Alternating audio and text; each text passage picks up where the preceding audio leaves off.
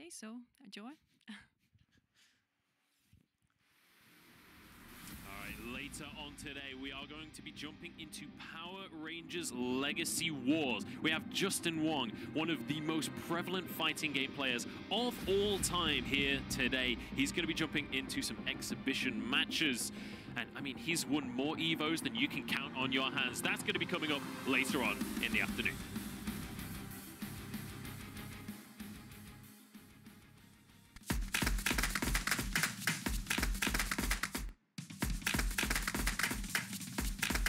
Alexa, set timer for 5 minutes. 5 minutes. Starting now. Alexa, how many ounces are in a cup? There are 8 ounces in a cup. Alexa, dim the lights. Okay. Alexa, how many pounds today? You have three scheduled. Alexa, play Catastrophe. Here's Catastrophe. We got two on day one. What's happening in the Alexa, open Adventure. Here's Alpha's Adventure. Frank fell asleep holding a potato. Pause.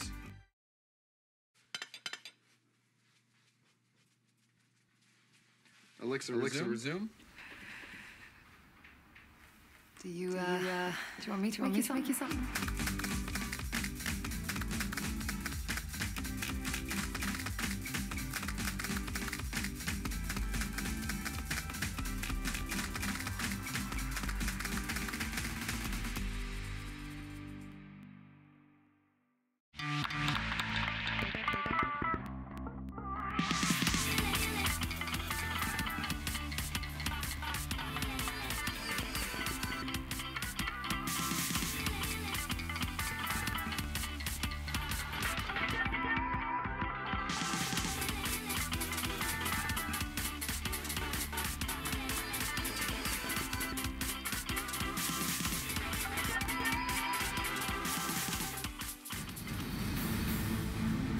Welcome back, ladies and gentlemen, to Amazon's Mobile Masters 2018. You can see we are here in Seattle, Washington. That's Pike Place Market in front of your eyes. One of the longest standing open markets here in North America. But enough about Seattle. We are here for top-level esports gameplay. We are here to see how this is going to continue to pan out. Now, later on today, we're going to be jumping on into Power Rangers Legacy War. This is your Amazon Fire bracket for how that one's going to be panning out. Now we have a lot of return players from last time. DTP9 actually won Mobile Masters in 2017, so make sure to keep your eyes on him, see how he is going to be able to push on through.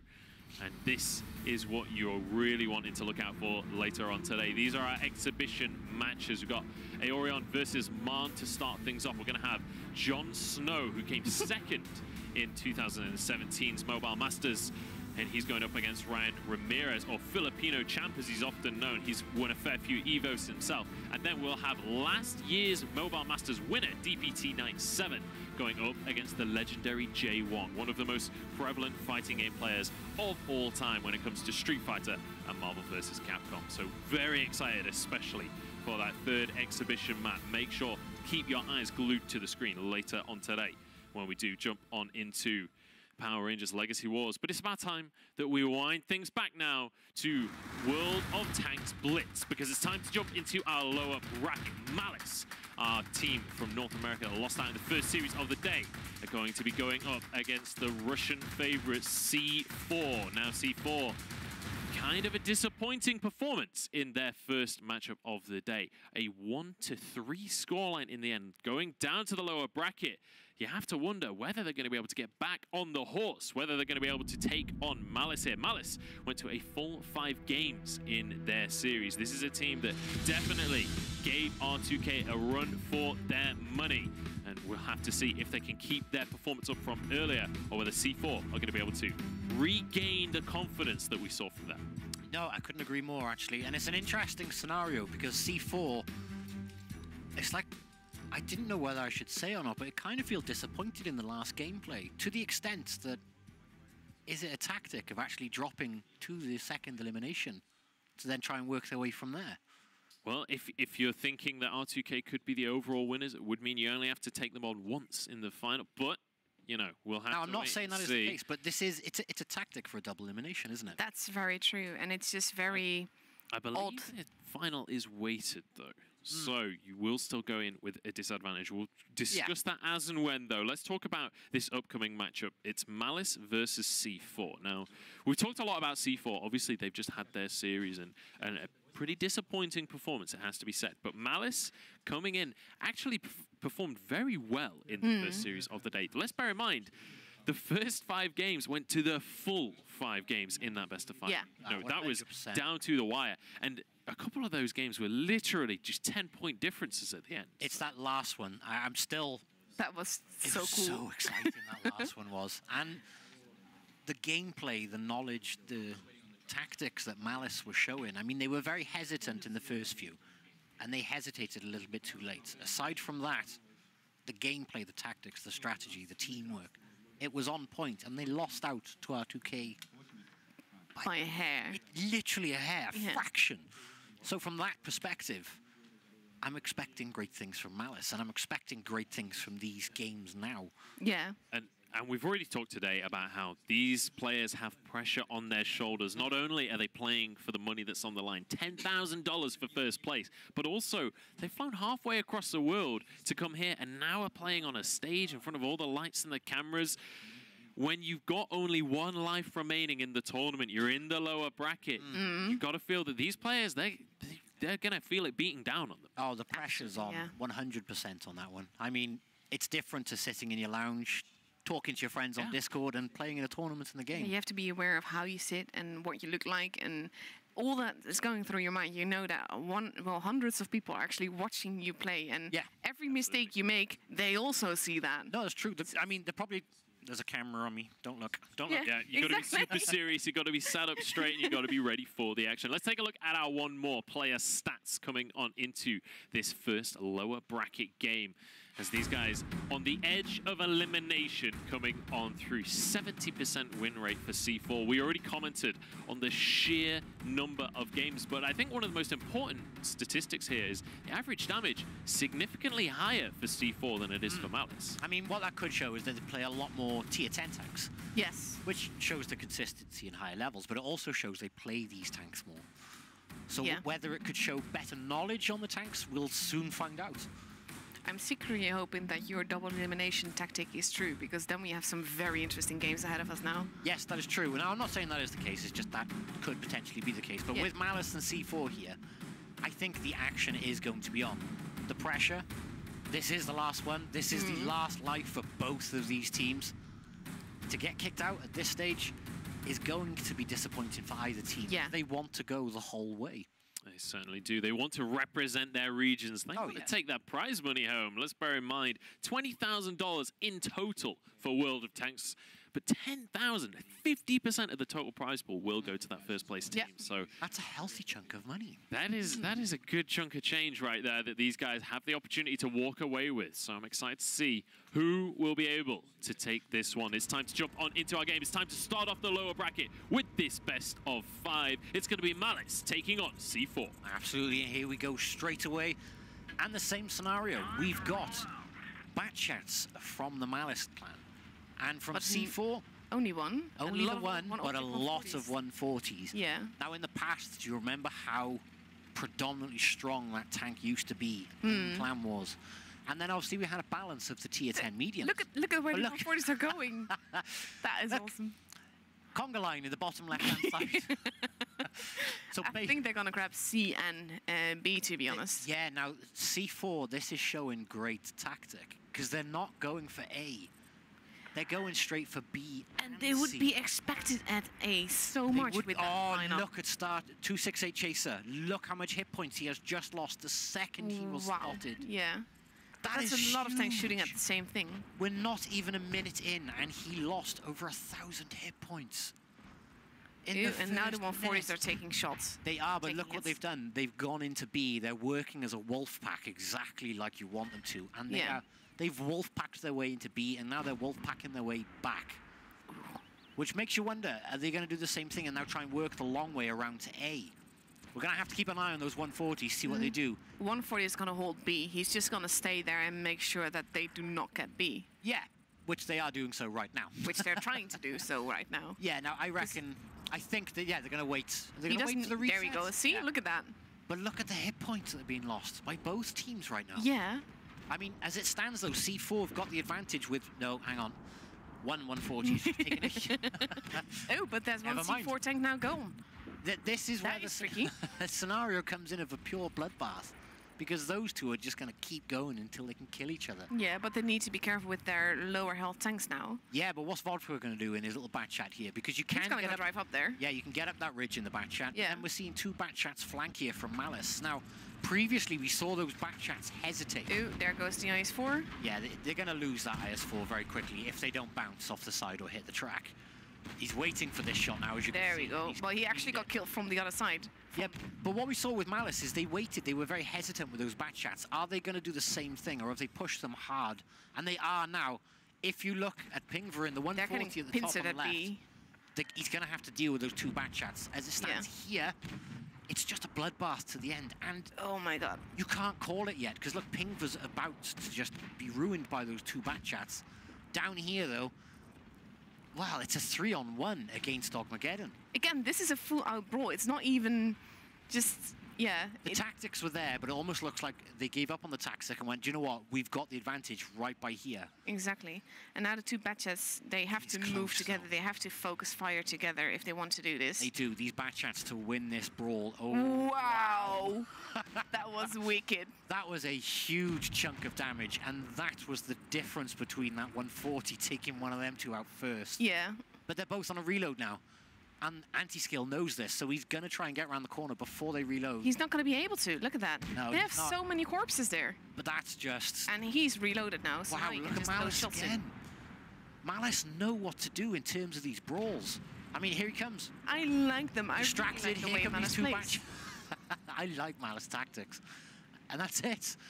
But I Malice- think that's the difference. You see the support that Malice gives their players. They do. But like I said earlier, we saw the bat chats very hesitant. And then, Pretty much the same damage done. yeah. But then, though, the bat chats were not hesitant. They knew they had to go push in that one tank. Yeah. And in doing so, They won the sealed game. it for themselves and Yeah. they won it. Now, first game out in the last 5 for both one of these teams. It's got to feel good for Malice to know they've given themselves that little head start. Psychological hit to see Yeah, that I way. mean, we're looking at the C4 team right now, and they just don't look happy. And especially No. with how that game actually started out as well. C4 with the double cap to begin things. They looked like they had the positional advantage. Like, It's again, I thought we were gonna see the tactics that we expected from them the last time we saw them play the best of 5. yeah, and we actually have a Razor phone replay of that game as well. So we can take a look at how that one panned out and why Malice were able to take it. And this was right at the very end of the game where we saw Malice's brawling strategy. And the North That's gonna be a American bad chat. teams, Yeah. they like to get into those fights. They do. They like to get in there. They like it to get gritty because, well, if you look at that one, C4 had 2 caps. All Yeah. they had to do was play it safe, but They didn't even want had, to. had 2 tanks at base B from Premo with 4 tanks of theirs. Yeah, but you can't help but wonder if C4 are sitting there going, if we're going down in style. Yeah, that's definitely true. But that's not... Those are not faces of players that are confident right now. You can No, see it's that not. No. those are players that are a little bit nervous They coming are, on in. You know, this is a best of 5, but this is the last best of 5 for Yeah. one of these two teams. So C4 now 1-0 down in the series. They've got to be thinking, okay, if they have any strategies that they've not used yet, if they have things still remaining in their playbook, now is the time that they've got to start pulling that out, because you don't want to go 2-0 down in the lower bracket. That is, well, that's basically a death sentence to that. No, Yeah. you are. I couldn't agree more. All right, it's time to jump on into this one. Game 2 is underway. Let's see if C4 can get back in the series. Now, Again, lots of speed at C4. They're definitely going to go to base C, whereas Premo has to get B and A. but you got to wonder then, are they going to send something down towards A as a spotter? Because it looks like Malice are separating up. They're not even going to C, They're going for B. but they're overwatching C, and I think Yeah, that there they we might go. still get C, Premo, because no one is there, and it will take them a bit of time to actually get there. So he can probably cap it for free, Yep. or he can spot them, run away. No, but look at it. Look at the STB from Malice at the top. Yeah. He's unspotted, and if he crests and goes over that ridge, he may remain unspotted. Now they're going to see. But they are now, yeah. I hope he... Well, he has some backup behind him. He does, but an IS-4 and an STB-1 is no match for 4 No, but there's another one there. The T-57 Heavy is behind the STB as well. He's in the corner. Yeah. We're going to have But to this see how is this tricky. one pans out now, because these 2 140s coming up, and there's another 140 who's coming up as a distraction. Oh, they're pushing. Volko, yeah, they're together. pushing. They're going for it. The Volko's just taking a huge hit. They're 600 losing plus hit HP points. a lot. They are. They're making the pushes, and they're making the right pushes, but they're bleeding for it. And the T-57 Heavy has been spotted, but he Well, has... He's got a full clip. Exactly. He's got a full clip, but look. That Object 140, how did he not get damage from Got that? the track. Yeah. Got the track. Twice. But here we go again with C4. They've got a fantastic push on here. But look at Malice. They've If they come can in. pull it off. They can't pull it off here with just these 4 tanks because Exactly. Malice have come in for the pincer. And they've got to really push this hard now. If they don't push it hard on the C4 front, they're going to lose. And they're bleed hit ignoring the points. Batchet. This is clever, because they can ignore the Batchet, because he will be in his long reload soon. And then it doesn't matter, because you Yeah. need to deal with the other tanks first, but there goes the first from Premo. Well, we've taken a Malice. We've taken a first Malice down.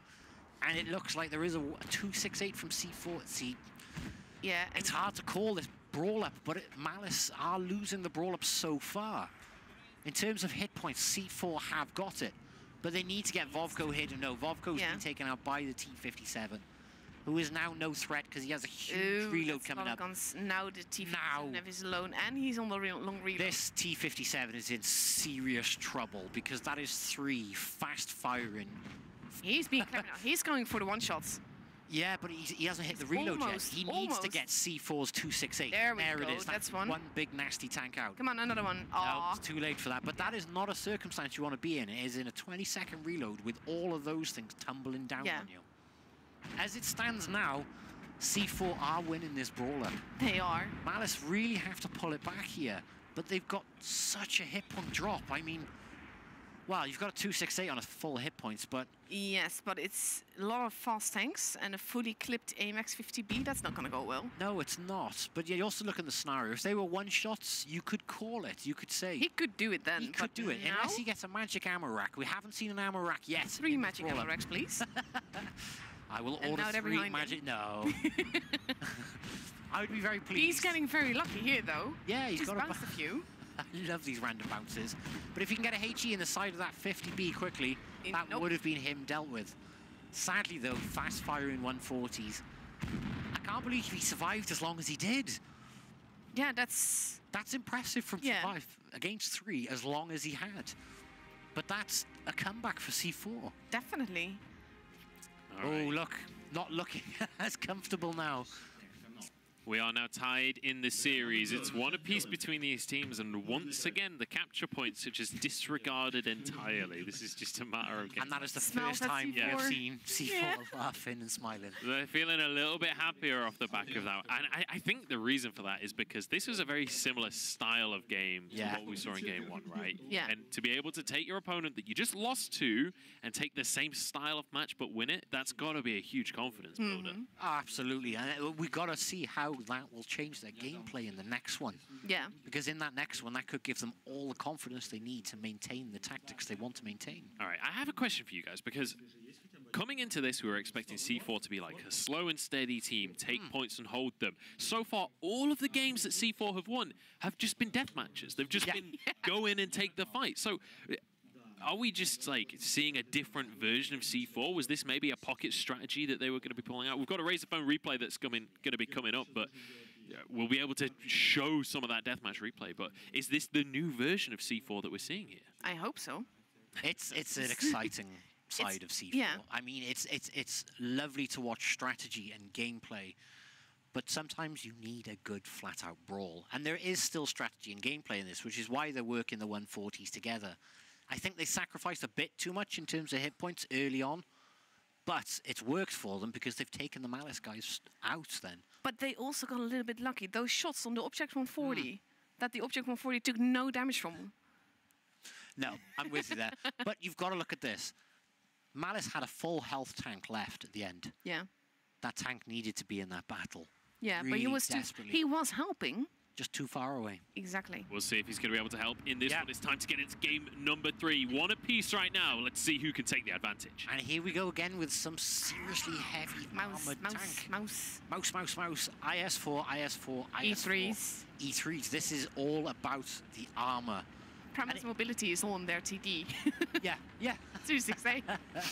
So yeah, what we're looking at is Malice. The only, well, the only mobility they have is on a 268. And then when we're looking at C4, they've got the 113s, which are new to the game, but they are monsters. And They the are. 268.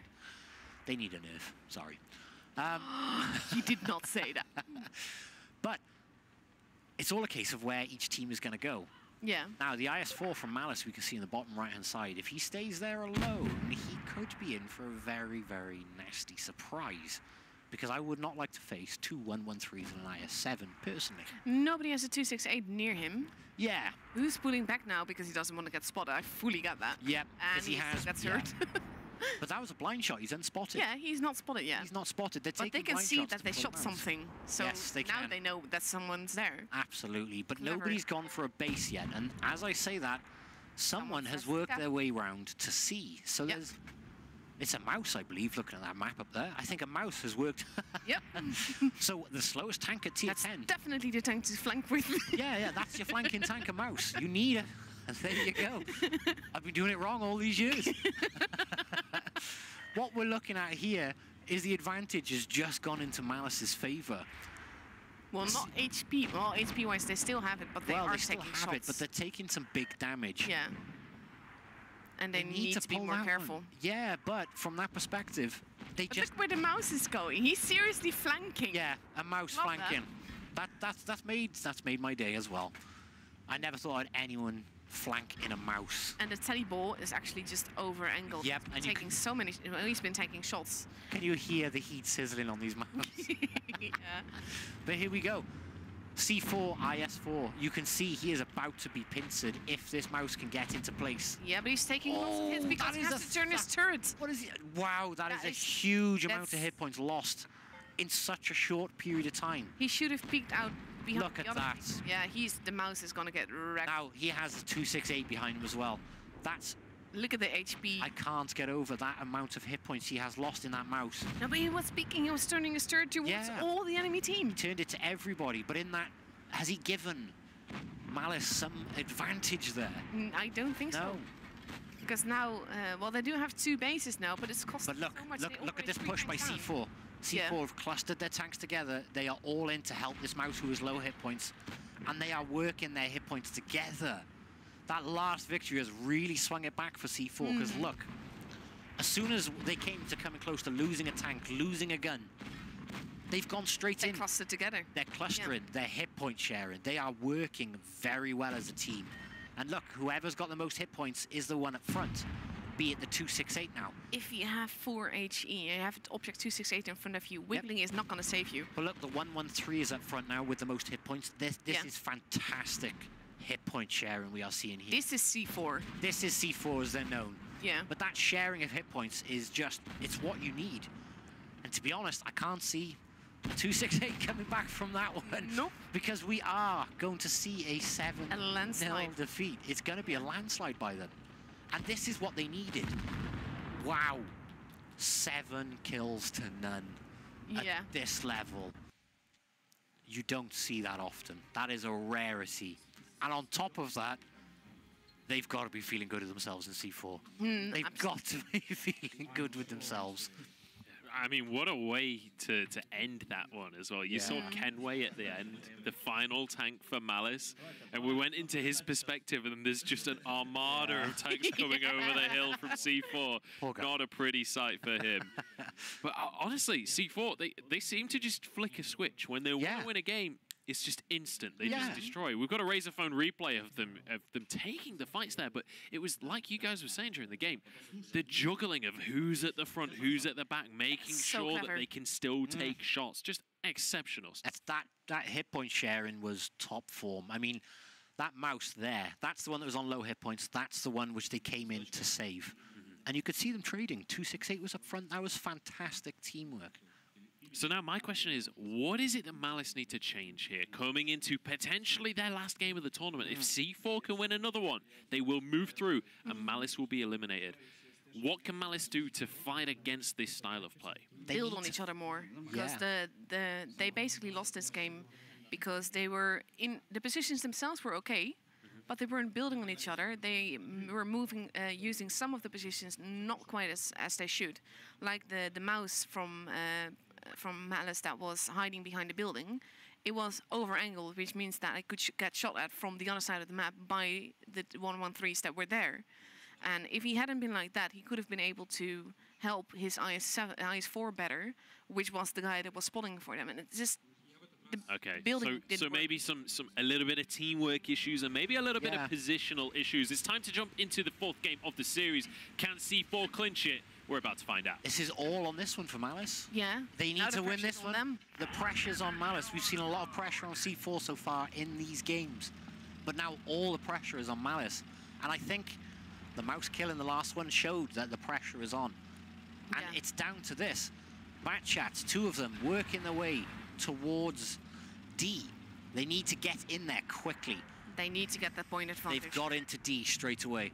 And if we're looking across the other side of the map, you can see we're already losing hit points from Pingver in the IS-7. But they're not taking base B, and I'm surprised at that. And now the Batches are gonna spot the campers. Yeah, they don't care about base B at this point. If you look, they've taken IS-4s straight over to A. I mean, there's 2 of them. Clever. Those are the 2 best bases to cap, to be honest. They are. They've got themselves a nice cross spectrum there. Campers have been spotted, so now those need to move. They need to run. And it looks so far that Malice have got the advantage. I mean, 2 bases to 1, but trying to defend 2 bases so far across the map like this, that's tricky. It could be tricky. But you can pincer them from that position, but you have to be careful. That IS-4 is in a lot of trouble there. Doggy. Yeah, they need to see. Now the IS-4's down in A, need to turn around, and they really need to help that IS-4 there. And you could see he's saying attack, so is this a strategy? We're seeing that IS-4 brawling against several. Is he looking for help, or is he just the bait? I think he's the bait, but I'm not sure if it's working out the way that Malice was hoping it would. No. Because look at that, what's happening at A as well. Yes, I mean, we've seen a hell of a brawl on A, and it looks like the Batchats are... They're too far away. They're too far away, but they have come in, and they... Well, there goes the 268 from C4. That's a big, nasty tank out, but they have got another one. These Batchats seriously need to get into the game, and they need to get it very fast. But I think we're going to see the end of the C4 Batchat, because there's a 263 right behind... Ah, no. Nope. I thought we could have potentially seen the end, but that was a nice HE roll on that one. This was weird. This is the still IS-4 close. pulled back while face-hugging. But here come the Batchats. The Batchats are now in the brawl. 1,672 damage done to that Leo 1 from C4. They're still down a tank, though, so they have to be very, They are, careful. but once these Batchats are reloaded and behind this 268, that's 1 tank dealt with. And they can clip this, and they can clip the IS-4. That's it. That's them addressed. Go. Now they need to work the flank. Just be careful. Yeah, but there's 3 tanks. Which Ooh, look at that. That was lovely. That's a huge damage roll. But very clever by the Batchats. At this point in time, I'd call now it the Batchat, the 263 needs to turn around and deal with the Batchat. But these, now 263, it's not a tank you want to try. Whoa! that was a rescue shot there. Yeah. If this 263 bombs in now and tries a one-on-one with this WZ-113, it looks like Malice have seriously pulled this one back. That is some fast... That's lovely. Fast, again, fantastic... This is Malice. Yeah, this is Malice and teamwork. This is the Batchats working it. They do not want to go home. That is just lovely. Bravo to Malice on that one. I mean, he wanted a ram kill there. Yeah, he did want a ram kill, but he also went, no, I'm not going home. Not yet. Not yet. They do not want to go home yet. Massive shout out there to TJF Blue. That rescue shot across the entire map. That was bear in mind, that was in a 2v3 situation, but had he not got that shot in, that easily could have been the moment that C4 reclaimed control of the game. That singular shot might have been the difference between Malice surviving in this tournament and going home early. Yeah, you know, you are entirely correct on that one. Shots like that, that teamwork, just shows how much they're looking out for each other. That, to me, is what Malice showed earlier on in the first games we watched them. Fantastic gameplay. I mean, wow, in terms of that teamwork support role. I'm looking at these 2 Batchats. They're too far out of it. But they were there. When they were needed, a little bit too late, but they were there.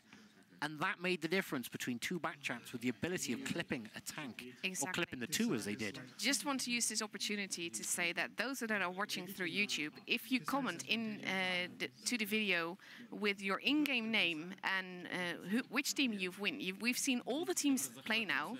So which team do you think will be champion? And you will be able to get some lovely prizes. Yeah, so some stuff up for grabs for you guys at home as well. But let's bear in mind that there's a lot up for grabs for these players right now. And we are going to the full 5 games here in the lower bracket. It couldn't go any other way, right? You gotta have the full 5 series. We've got Russia going up against North America here, and these have been intense matchups. But let's have a see how C4 were feeling coming into this matchup. Everyone is different in our team. Most of the guys are from a different place. When we get together in real life, it's usually really fun. We have some serious guys, like Romanev. He's one of the most serious guys, well prepared. Anti-skill would be the hardest worker in our team. The leader is Swarovski, who's the captain of our team. We have Josky in our team, who's the funniest guy ever. Josky it means tough guy. I'm from Russia, in the Ural Mountains, on the border of Asia and Europe. We have 3 weeks per year with minus 30 degrees of Celsius. But I like winter and I like cold weather. That the viewers now are not the same as the viewers at the start. Oh, yeah, of course. And we're straight into the next one.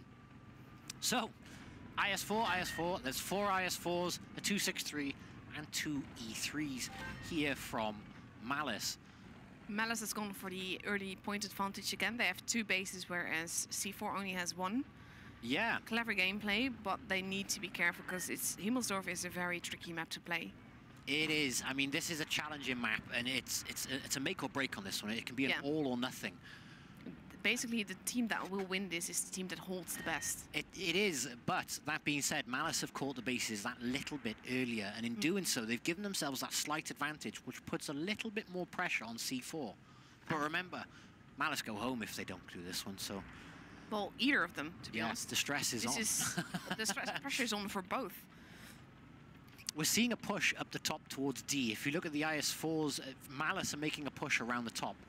Are they going to keep it going, or are they going to hesitate on this one? Wow. Ooh, I've just noticed the YAG Whoa. 100. Now, that is a tank you want on this map if you can make it work and sing. If you can make it work. Yeah, that is it, You can make it work. Make it work.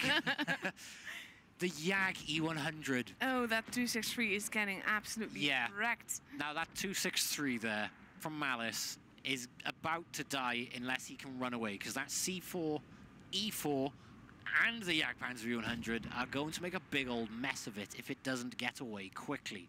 And if you look, Anti-Skill and the rest of C4 are slowly working their way around this way. They've seen a weakness. Yeah. They've seen a weakness. They're going for it. And Pink was on the flank straight away there. There he goes. That's it. Very clever. But yeah, I'm loving the fact they have a Jagdpanzer V100 on this. Look at the shots going in. Jäger will work so well on this map because it's all flat. I love and it's city. There's lots of buildings. But I mean, look at the E4 now. The E4. Oh, wow, that is one huge hit then for over 1,000 hit points. Yeah. And this is the beauty of YAG. It makes big holes. And that's exactly what you want at this sort of level, is to be able to... That IS4 there. Yes, it's a very good position, but it's so tricky to be there. Yeah, now the thing is... a lot of tanks that are going to be... These tanks from C4, wow, we've just lost the YAG. But that being said, we're seeing a brawl down here. And I'd have to put my money on a 1-1-3 in this circumstance. Especially the way that they're holding. It's tricky for the IS4 to get shots in. It is. It's very tricky. He's wiggling in that circumstance, but the 1-1-3 has a huge DPM advantage there. Again, what a brawl. It is. It's turned into a brawl again. But, that being said, Malice do not want to go on this one. No. But the E3 is moving, and he has to. I think he's going to get in their side there to see if he can get shots into the other E3 and the 1-1-3 there. These two tanks... If they focus fire... Yep, Kenway from Malice there. He's going to get some big shots. Oh, that bounce, though. They are, which is interesting the way they're doing this, because they've left that one side available for their E3 Look to at die. this. They're just wrapping things up now. Yeah. And they will lose a tank or two, but they have the advantage, definitely, because the other guy from C4 is still coming over the middle, and he's not going to be there in time. He's not. I mean, Save the them. guy from C4 is not going to be here in time to save Anti-Skill or Joskny. Yeah, Joskny? tough guy. Yeah, tough guy. We'll go with that one. But that being said, he is doing the best he can, and they are. Oh, this is really close. But look at the HP. look at the hit advantage. point difference. Yeah. That's where it matters. If they can focus They fire need to very push heavily on this together. one, they could do something with some strong foot. No. I was really hoping. There's a fire, though. That always goes in their favor. But wow, Malice Not with refused to this. go down at this stage. Well done though by Yeah. C4 as well, because this could have gone either way. It could. That really could have gone either way, but that's it. I mean, if you look at the hit points at the top and the... Wow. Yes, well done, Malice. You can see they are super happy with themselves. on And that one. relieved. Yes. If we can hear the players Yes. then. Yeah, they are very happy with themselves, and naturally And so. deservedly. Deservedly. Utter They joy. knocked out the favorite. Yeah.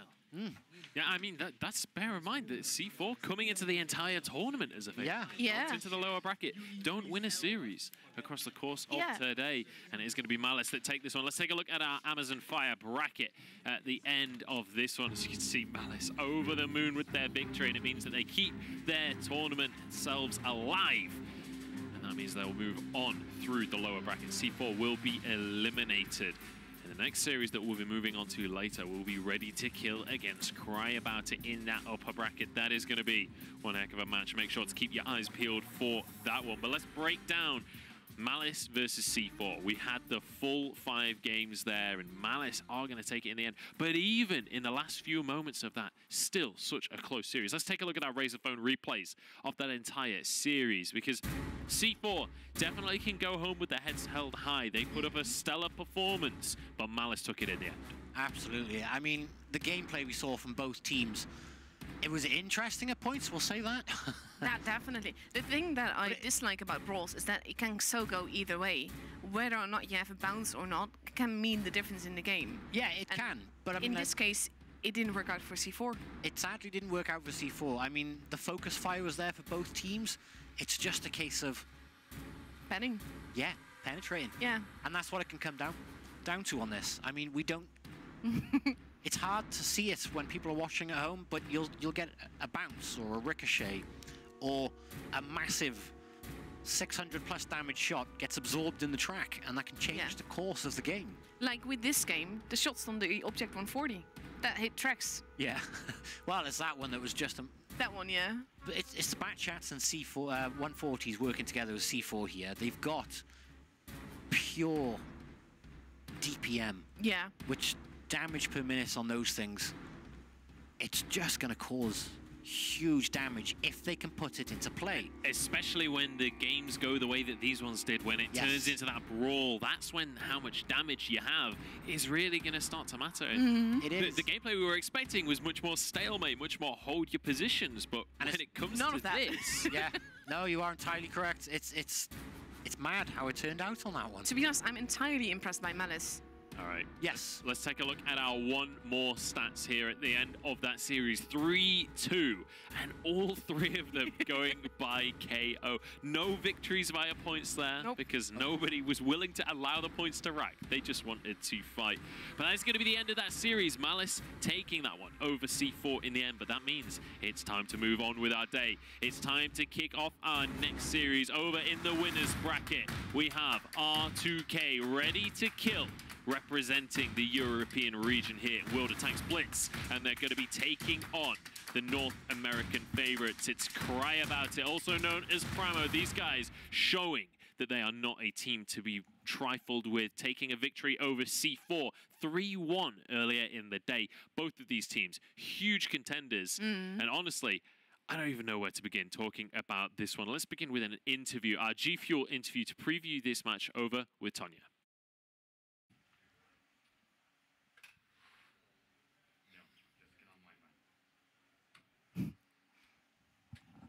Okay, so here we are delivering you the pure emotions right from stage. So here is Peter with me. So hi, Peter. Hello. How do you feel before the match? I'm a bit nervous. I mean, we got through the first round, but the games were really close. If I'm going to be honest, we expected to win like with a bigger advantage to us. But Pincer played really well, and seeing that Pramo beat C4 rather easily, we're kind of worried, but at the same time, we're confident that we'll make it through. So do you have a specific strategy how you're gonna play against Promo? Not really. We don't have anything in mind. I mean, we do our own things. Like, we don't really change based on our opponents. We just do what we think we're best at, and let's see how long it works. Anyway, you know, Ready to Kill was surprising us during the spring season, so we wish you good luck and hope that you're gonna surprise us as well here. Well, thank you very much. So do I. Yeah, so, Joy?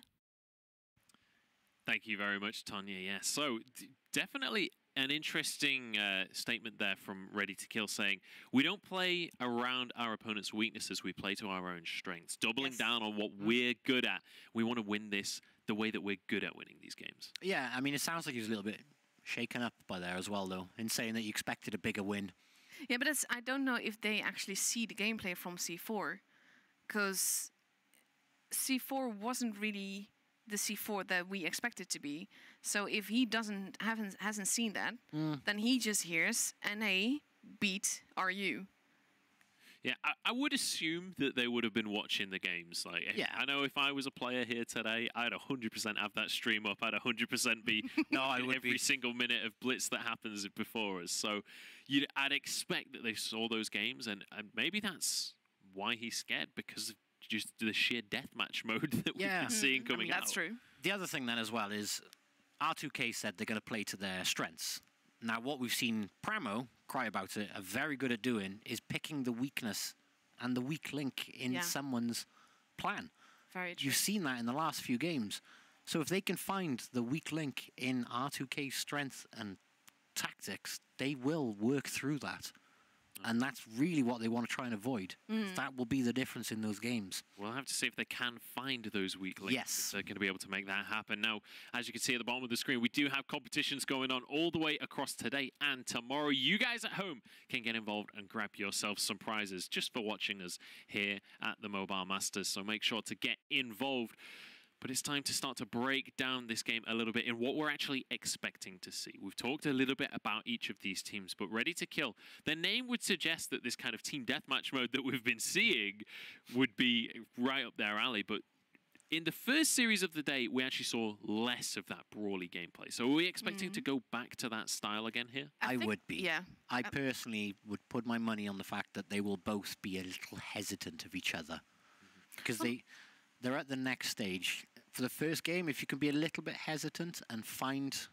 You can get away with it because you still have another chance. Exactly, yeah. And I mean, these guys do still have another chance. These guys are still in the upper bracket. Let's bear that in mind as well. Yeah.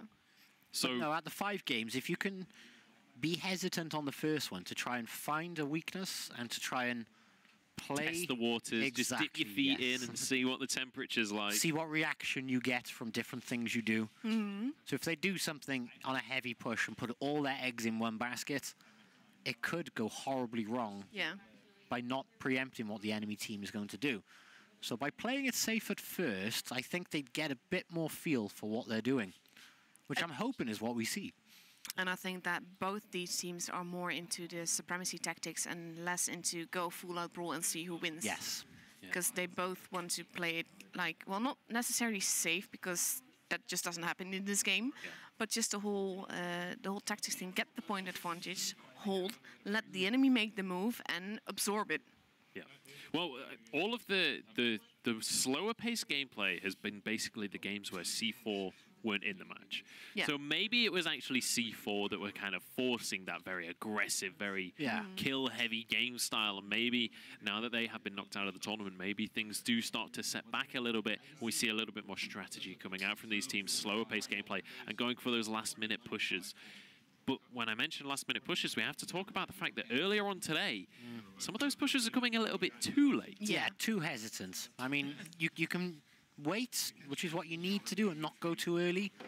But realistically, if you don't go early enough, you can lose it just on the hit points. But I think that water has been successfully tested now, so I think that will be better in the upcoming games. Malice didn't have the chance to do it because C4 forced him into brawl games, but with RTK and Malice before, they all pushed too late, but now they know, like, okay, now we have the timing. We know that around this time we need to move if we want to get that result. You're only going to make that mistake so many times, right? When Exactly. you've already lost a game to that, in a tournament of this stature, you're not going to make that same mistake again. Not on this stage. Not especially when you're still in the winner's bracket. You're like, okay, no more messing around now. We have a ticket to the final if we could just win this series. No pressure. No more messing around. We'll have to see if they're going to be able to book up their ideas and put a good performance on here. Ready to kill, looking serious on the stage right now. And you can see their opponents, Pramo, or Don't Cry About It, also looking like they're kind of knuckling down, just planning out how game one is going to go. I think another thing worth noting here is Pramo, or Cry About It, they have been on this stage before. They have been to offline events. They have taken on other teams like this. This is all new to R2K. So, yes, but at the same time, they beat the last world champion. No, this is what I'm saying, is I do agree with that, but they've never been to an offline... Yeah, that was the safety of their homes. They've never been to an offline event. Will they deal with the peer pressure, the cameras, the lights, all of it? Yeah, and especially when it's your first time and you're going up against someone who has done it before. It's like double the pressure at that point. Precisely. You know that they're going to be cool, calm, and collected. And we saw in the interview, that was not an interview of pure confidence. There was no arrogance there. It was very much like we'll see how it goes. But to be honest, that is one of the strengths from R2K. They always take their opponent very seriously, and they never take anything for granted. That's something that I've seen in the whole way that they got to this point. Just the fact that they always take it seriously. They always play their tactics regardless of what has happened before in the matches and regardless of what the other party has done before. That's something that I feel is one of their strengths, because they can let go of all of that and just deal with it for that match. It's like turn off the nameplates, essentially, and just play Yeah. your strengths. Forget who the opponent is. They still have 7 tanks, whatever their names are. Exactly. As long as we play our game, maybe that can happen. It's time to get this semi-final underway. We've got 5 seconds until this one. Commentators, take it away. Absolutely. You're describing my favorite tank. Why is it so? So, different setup lineup here. I mean, this is a brand new map. The players haven't really had a long time to get to know this map. And surprisingly, we're not looking, well, that heavy. I'd say we're looking a bit of balance here. I mean, you have 50Bs, Leopard 1, E5s, yeah, they are heavily armored, but they're fairly mobile for what they are. And then we've got an STB from his royal fatness in. I'm really surprised what R2K is doing, because on... no, wait, actually, it's... You know, it's R2K. They're heading towards C. This is not necessarily a place on this map that I would go. See, I'm quite the opposite. If you have a heavy lineup, you'd be surprised how many people just completely disregard that side of the map, because it's so open. Yeah, but the thing is that base A and B, you can dominate those 2 bases from relatively the same position. You can, but you can also shoot straight across from C. Straight through to B. Okay, well, to B, yeah, but not to C. And B and C is pretty open.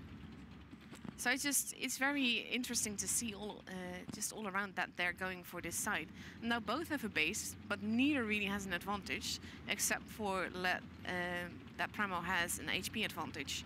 There's a small advantage to Pramo in terms of cap points. They got the base in A little bit earlier, which means ideally it's only a little dip. It's a little difference, but that little difference is not in R2K's favor. They need to play on that one. Look at the position that R2K has taken now. They're troll capping base B. They're not really going for it, but they're mostly taking the attention. Well, Zerd got very lucky in his E5 then, because he just received multiple shots and they all bounced except one. Well, it's including an a Foch. E5. But no, this is the problem with the Foch. It's a fantastic tank, but comparative to a 268 or an E3, it just lacks a little bit of penetration. And now this is fun, because now R2K has 2 bases and they're pulling back. Yes. While Pramo is pushing, so they need to be careful. Zerd is in a lot of trouble there. Zerd is in a lot of trouble, but he has a lot of help behind him. I mean, look, I would not want to be there with another E5. Look at that crossfire, wow. Now that's some nice crossfire, and this is some defensive work that's needed and going to happen by R2K. And he's only taken 1 shot from them, I believe. No, I know, and Scumbag Juju is out in the IS-4 already. And the other IS-4 is going now. But there it goes. See, now Zerd, these 3 here, they have the defensive positions, but they also know they had the advantage here. Yeah. So they made sure they played on that advantage and taken out Raikkonen. And Ready to Boom basically saved this together with the Leo. Yes. Ooh, look at the Momo taking a This lot is of some damage. There he brilliant goes. plays by R2K there. Now they have lost the one Mo in the process, and in terms of hit Look points, at, they're just leaving him. they are completely. Okay. He's like, well, why won't you kill me? Yeah. But now he's gonna get it. No, he is gonna nice get it. Leo behind him and just, yeah. There's no returning from that for that tank. I mean, where's his help? Where's Maverick? Maverick's there in the E3. His help is pretty much Pincer, gone. crushed. Yeah. They don't. Wow. Ping? There was a ping regard at the top by Pramo there. I'm not sure if that was serious or not. Yeah. What are we looking though? Look at that 50B's difference. doing some very nice damage. No, but the 50B was basically the backup. Yeah. It was the support role, and it was. Well, that's where lovely you to need see. to be, because Yeah. they had their E5s, which are very mobile for what they are, but they're obviously very heavily armored. And they had autoloaders, which were right Much behind attack. them. So Yeah. you've got something with a fast rate of fire, but does good damage, along with an autoloader right behind it. Rip enemy. Yeah. but the scenario there is, wow. R2K got themselves 2 bases, put the pressure on, and Pramo had to push them as a result. And this is more of the style that we were talking about this before the game. This Yeah. is more of the style that Yeah. we were wanting to see as well. Yes. This was a points victory, Yes. not a kill victory. Only just, though, which is very interesting. Yeah, it was very, very close in terms of the kills versus... But that's what we saw from Pramo. We explained, obviously, we've all spoke about it, that if you don't make the push early enough, you'll lose it. Yeah. Pramo saw they had the disadvantage, and they pushed straight away. They didn't hesitate. They knew that, because waiting, all you're giving yourself is less time to react, isn't it? Exactly. So by pushing the way they did exactly the right thing. And All right. R2K absorbed. We're jumping on into this one, game number 2 here. You got to expect that Cryobat are going to be coming up strong here. They are the home team right now. They're on American soil. We'll see if they can even up the series. So for those who aren't aware, very Please quickly, win. Venus, we're seeing this from the R2K side. R2K tradition is to start every game they start with please win. So that's their tradition, and we've just seen that from this side. But let's see what they do, because the 50B looks like he's going left, which possibly means he's going to try And he's got to overlook base B. Yeah, but overlooking base B in a 50B may not be... He's not alone. He has an E4 there with him. Yeah. We'll see how it pans out now, but it looks like Wise in the 113's working his way around to A. The spot where Wise is right now, I love that Yes. spot. You can't get shot there from You the can't other get side. shot there, so they've left Maverick there to spot in the back chat, and we do have a Death Star, by the way, which is going to be interesting how they work out. But look, the back chat from Maverick can't spot the 113 because he's behind the rocks. And now they've got that. They've got viewpoints over B. Yeah. Now, Pramo, realistically, really needs to get his royal fat ass into C. Fatness into C. But he's not gonna. He's not doing it. No, he's not. I don't know why they're hesitating on C. Because only the 113s have been spotted so far. Oh, What's happening? Something's happening. well, it looked like we're having a reset. All right, so admins are on this stage. Looks like there seems to be some kind of issue. I'm not 100% sure what the issue is yet, but the admins are on it and should be able to resolve that and get everything rocking and rolling once again. I don't know whether that will be a reset or whether we'll continue play from that point. We'll have to wait and see Yeah, what you the can't ruling pause the is. game, so I think they will reset. Okay, There'll be a probably reset will be on a that one, reset yeah. on this one then. But we'll have to see. It will be same map, same tanks, I would assume. So, But this, just a comment there, they've both given away their tactics. yeah. So that's So it's going to now make we this have to next see one. No, how but- that changes. Pretty much all the clans, especially the ones that are that end up here, have multiple tactics for the same map. Oh, no, you are correct, So- but they know they're probably going to push. They have to pull another card. Yeah, they now. ha- have exactly. to show a little bit more of their hand. But if they've gone with this card first, you may wonder if it's their strongest card or they feel it's their strongest card. No, I think it's more like, I always see it like instinct. Like beforehand you think, okay, we're gonna do tactic X. And now they might, okay, they know that, so we're gonna do tactic A. Yeah, no, I see whatever. what you're saying. No, it'd be interesting to see. I think we may see a difference coming out from the next one. Even if you just change one tank, it will make the enemy think. Yes, exactly. That's a very valid point. We'll have to see what they're going to do coming on into this one. We'll be able to update you guys with what is going on stage in a couple of minutes' time once we get that information. But interesting to see how this one's panning out so far. Now, I want to see whether the Americans can pull themselves through this series. Obviously, we are in the winner's bracket, so whoever wins this series, they will be moving on to our grand finals. They will have made it all the way without a single loss in a series, but the loser of this one will be moving on, and they'll be taking on Malice in the lower bracket, the other semi-final. So losing this series now, it's not just about this best-of-5 in itself. It's about your entire tournament progression, because you have to go do an entire extra best-of-5 if you lose out on this one, and then have this rematch, assuming you win. Yeah, less relaxation, more pressure. But I think what is interesting about R2K versus Premo right now is that those are two clans that have actually trained against one another before across the servers. And we can see here, this is the bracket as it stands, the Amazon Fire bracket for you guys. Ready to Kill and Cry About It is the series that we're currently part way through. The loser of that will go up against Malice. You can see that on the far right, and the winner will go on into our final, this dead center of the screen. But you can see that the loser, they have to play the series that we're currently in. They then have to play a series against Malice, and then assuming that they can beat Malice, they then have to play the finals as well. Yeah. That's 3 best-of-5s back to back to back. So it's a long road. If this does end up being a rematch in the finals, you have to say that whoever wins this series is going to be a heavy favorite, not just because they won the series. They just have a bit of time to regroup as well. Exactly, and to talk about it between themselves, strengths and good points that they did, and just things that they did wrong. So that definitely helps. Yeah, so Malice is going to be watching this game very, very closely to see who their next opponent is going to be, because he's Ready to Kill there on the stage. Few laughs between them. Definitely a team that they're not feeling too worried about this series right now. Definitely the camaraderie and teamwork of this team. You can kind of see it on their faces. You can, yeah. I mean, they are, from their previous lineup, I believe they're missing Blue Steel, and Blue Steel came in replaced. Is that right? Yes. That's right. They actually, I'm not, and the Honor isn't here. He's also the Honor is not place. as well. So they've got a couple of different players. They're going to be watching at home. So they are watching at home, watching their team. Yeah. I imagine possibly screaming at the television, as you do when you support your team. But with slight alterations, it can put a bit more pressure on it. But looking at them right now, they looked really chilled out. They looked quite happy and confident. And it's kind of a different story over on this North American side. Yeah, they don't look happy. Don't cry about it. But here we go again. Let's have another try of that game. Let's get this one underway. Are we going to see the same? Are they going to go same towards tanks. A? And same please win. Yep. So as you mentioned, that negative. So here we go. Are we going to see this 50B start to taper off to the left-hand side? And are we going to see Wise push up towards... Yeah.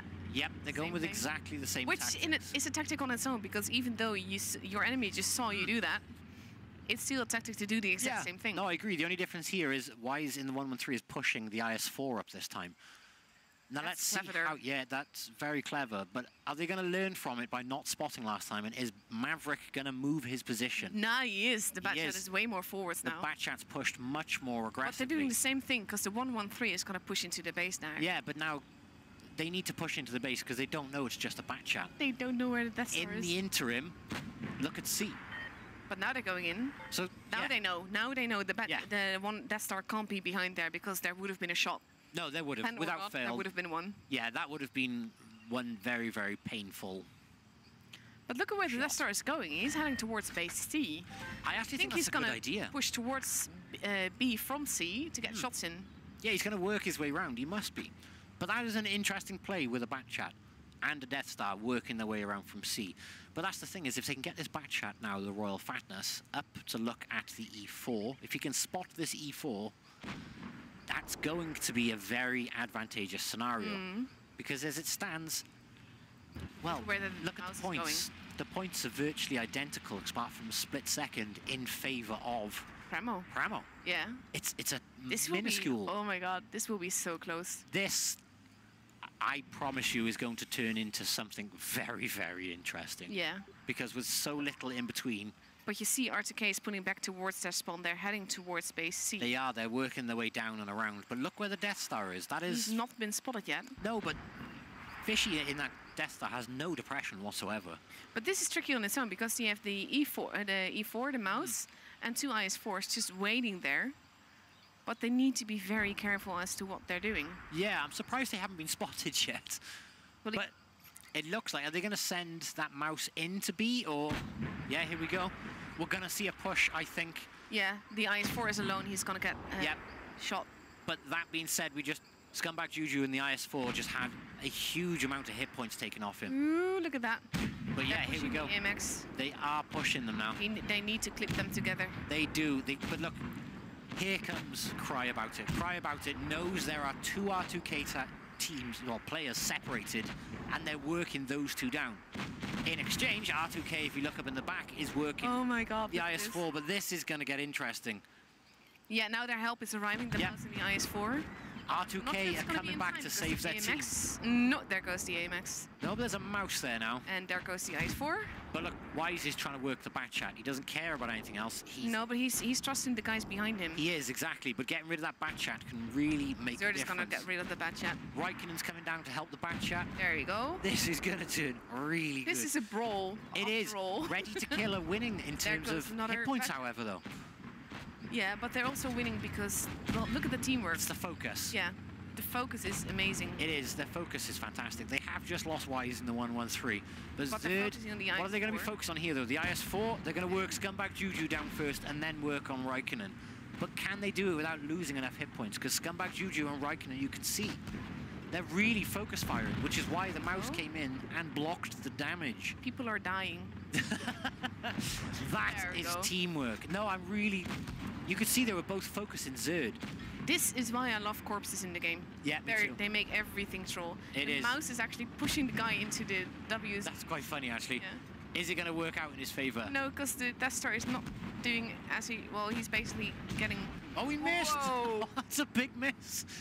That's a very costly miss, to be honest. It is a very costly miss. It sounded like an AP round as well. And you see that immediately the 1-1-3 is ignoring the Death Star because the Death Star is on a long reload. Exactly. So Yeah, they know exactly how to work it. But there we go. It's all a case of trying to do it. It's just the 1 tank left. That was won by R2K's teamwork. They pulled back to support their team. They saw their 2. They saw the weakness. This is what we were on about earlier. Pramo saw the weakness. They saw the 2 by themselves. But R2K was spaced in a way they could come back and protect them. That's their strength. They always do this. They always have tanks all over, but in a position that they can react immediately and come together. That was lovely teamwork to see. Yes. I think my favorite thing of that match was quite simply when Scumbag Juju and Raikkonen were both focusing. One of the IS-7 Smart 2K, the mouse came charging in and just blocked one of them. Yeah. Just to try and save a team. Go in, yeah. And then they turned their focus to him. But that teamwork at its absolute finest. Massive bravo to him for that one. Yeah. Huge stuff coming out from R2K there, managing to now get a 2-0 advantage in this series. Let's take a look at our Razer phone replays of that matchup. And now we have Cry About It sort of on the ropes a little bit, obviously. Yeah. They do still have the opportunity to come back if they lose out this series, but you don't want to go to the lower bracket if you can help it. No, absolutely not. Like you said, you lose... Well, you've got a bit of extra pressure. You lose time. You lose time to regroup and to focus. Energy. Yeah. But it's not just that. Pramo must have felt very good coming out against C4 in the way they did. Yeah. And then they've come into this, and they were both very good plays, but sadly R2K outplayed. Yeah. So it'd be interesting to see how they recover from this one, because they've seemed very, very cool and on edge. They certainly have. It's about time that we kick the rest of this series off. It's game number 3 now, 2-0 towards our European squad of R2K. Can the North Americans come back? It's time to find out. I'm loving the please win. Yeah, the please win is fantastic. It's their tradition, and they keep it up every time. Yeah. So, Foch 155. What are they doing with this tank with Wise? It looks like they're going to be sending it down towards A. Yeah, I think that's because the enemy Omni has the Batchat, so... Yeah, so...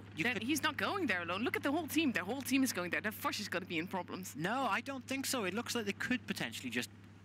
No, look, the IS-7 and the IS-4 is going with the Batchat.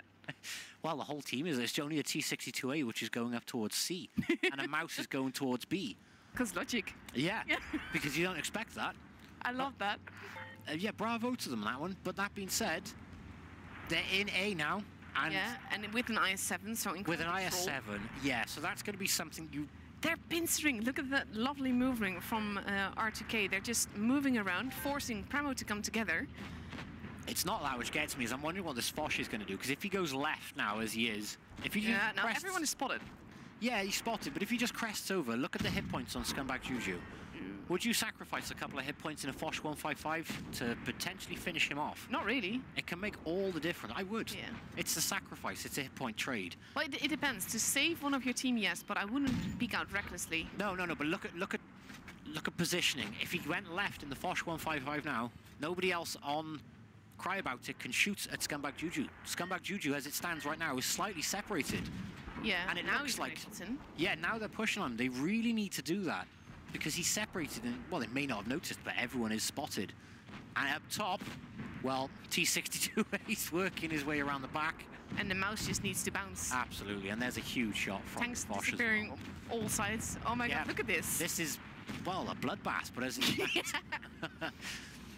as it stands, it does come down to that focus fire scenario again. Wise is going to die by the look of it. Yeah. Because it looks like we've got two I'm not so sure because he has help.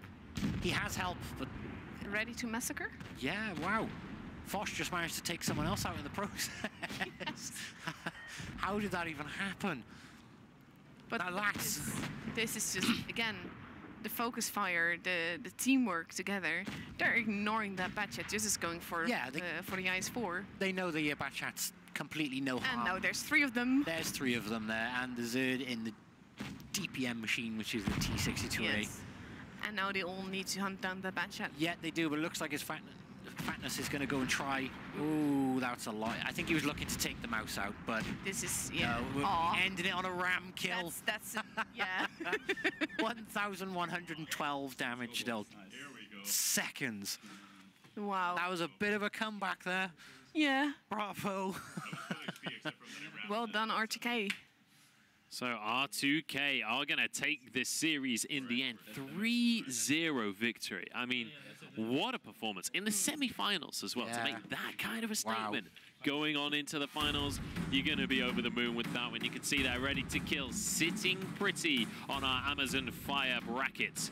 And it means that Cry About It have to go on into the second semi-final. They're going to be up against Malice.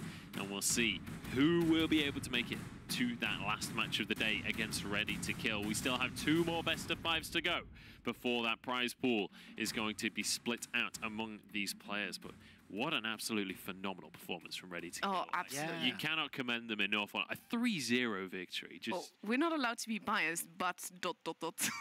Yeah, I mean, you can't be biased, but you can definitely say when the team is a favorite. Yeah. And Ready to Kill right now, they certainly look it. Let's take a look at the Razer phone replays of that series. That's some of the best. This is basically just an R2K montage of this. Yeah, pretty much. But this is their strong points.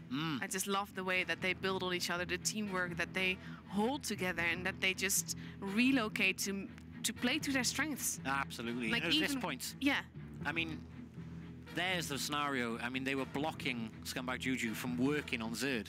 That's great team play. Yeah. I mean, massive credit to Pramo. You could see they had the tactic in position, but it just wasn't enough to outplay R2K in that circumstance. All right, well, let's take a look at some of the stats coming out from that one as we bring up our one more stats board at the end of the series. It was a 3-0 to R2K. 1 win by points, 2 by kills. But even the kill games were more about fighting over those points, right? It was more about positioning still, as opposed to just the brawls we saw earlier on today. Now, we do have Zerdum standing by, as I'm going to pass it over to a G Fuel interview with Tonya to chat to our winners. Yeah, so some 20 minutes later, we see the winners of these matches. So, Peter, once again, congratulations. Thank you very much. Yeah. So, what do you think is the key to such success or key to such great performance that you showed us here? Well, we were confident. As I said before the games, like, we know that Pramo is a great opponent, but we were also confident because we believe in ourselves. And we have fun when we're playing. Like, we laugh. It gets the morale up, and we like to play together. So, I think it's a great part of it. So do you think the most important is in your team is actually this team spirit, this fun that you actually have? Yeah, I would actually say that it's very important for us because if you have a bad attitude generally in the team, you're not going to enjoy playing and therefore you will perform worse, I think at least. Yeah. You know, I was wondering, why Zert? What is it like? What does it mean? Well, my surname is Surdum, so, well...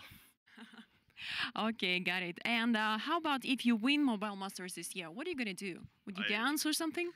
No, definitely not dance. I have no idea, but I guess we'll see when we win.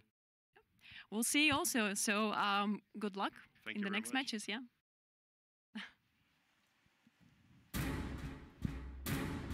We'll see when we win. Sheer confidence from R2K. But next up on the stream is going to be Malice going up against Cry About It. We're going into a quick break, but do not go anywhere. We'll be back in just a few for Amazon's Mobile Masters 2018.